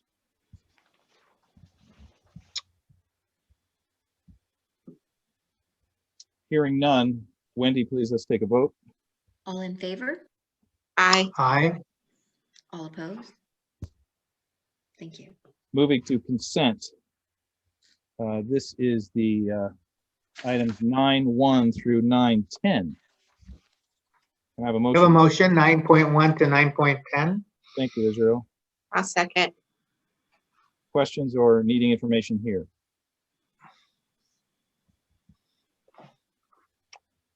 Ms. Subaki, let's take a vote, please. All in favor? Aye. Aye. All opposed? And then I believe our final agenda items are in personnel items 10.1 through 10.8. Need a motion, please. You said 10.8. I think it's 10.6. 6. I'm trying to cover Six. stuff at next meeting. 10.6. 10.1 to 6. And you have a Admirable. motion if you'd like. Is there no objection from Israel on 10.6? I love the fact that he already motioned. Thank you, Israel. I would love to second based on that. I'm sorry, Joanne, did you second? No, Roger, I defer to you. For sure you want a second. I'm gonna remind you about this one for a long time, Israel. Thank you. Well, you know, I told you, Roger, I have a family member now there. I can't be too tough. For those not in the know, this is a UCLA versus USC debate. So there you go. Any And comments? I do have a comment, Neil, on 10.2. Please. This one is to accept resignations of staff. There's one individual on here that I'd like to, well, first thank all of the people that have served Weisburn, and I thank them for their contributions. I did want to talk a little bit about on Annie Ung. I'd like to just say thank you, Annie, for a tremendous commitment to Weisburn and for all of her hard work, energies, and effort in her direct contributions to the development of the Weisburn High School and the gymnasium and our facilities. I mean, she was a critical key part in keeping that project together as well. Obviously, we're very closely with Vince Mattson, who was our director of facilities at the time, but Annie was right there lockstep. So I just wanted to recognize her contributions because she kept the process going from communications, the facility subcommittees, change order reviews, schedules, pretty much every aspect of that project she touched. So I didn't want it to go unnoticed here. I wanted to recognize her contributions. Thank you, Annie. Thank you. Sorry to see you go, but I wish you the absolute best in your next opportunity. Thank you. Thank you, Roger. Really appreciate your comments. Annie was a great team member as we went through so much change in the district. So best of luck to her with her new opportunities. Absolutely. Thank you. And certainly wishing her the best in her future endeavors. Well, again, thank you to her. We obviously had more exposure to Annie than some of the other folks who are retiring, but we do wish you all well and hope for your successful future. At this time, let's take a vote. Wendy. All in favor? Aye. Aye. All opposed? Thank you. I have a bit of good news in a moment, but before we get there, let's, Wendy, if you'd mind taking us through our upcoming events. Mm-hmm. Thank you. SLC will be having their open house via Zoom next Tuesday, May 18th at 5 p.m. They're going to highlight some of their science fair projects. We like to highlight some of the spirit days that are coming up. And tomorrow, 138th Street School will have Dress Like an Adult Day. That is so cute. And next Friday, 138th Street will have Tropical Hawaiian Day. And Cabrillo School will have Blue Spirit Day. So you can wear your Cabrillo Blue Spirit garb and blue otherwise. We are having our next board meeting. It was originally scheduled for Wednesday, May 26th. We have changed that to Thursday, May 27th, same time, 7 p.m. And we will be having a holiday, Memorial Day, on Monday, May 31st. And everyone is obviously looking forward to promotions. We have the 138th Street School 5th grade promotion on Wednesday, June 16th at 10:30 a.m. And then we have the Anza School 5th grade promotion following up at 11 a.m. begin time. And Dana Middle School will have 8th grade promotion. There will be 2 groups on Thursday, June 17th. The first group at 10 a.m. and the second group would be at 2 p.m.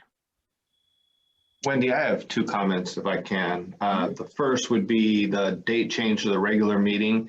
It actually we had it on that Wednesday, the 26th, because of open houses that we're not doing now because of the pandemic.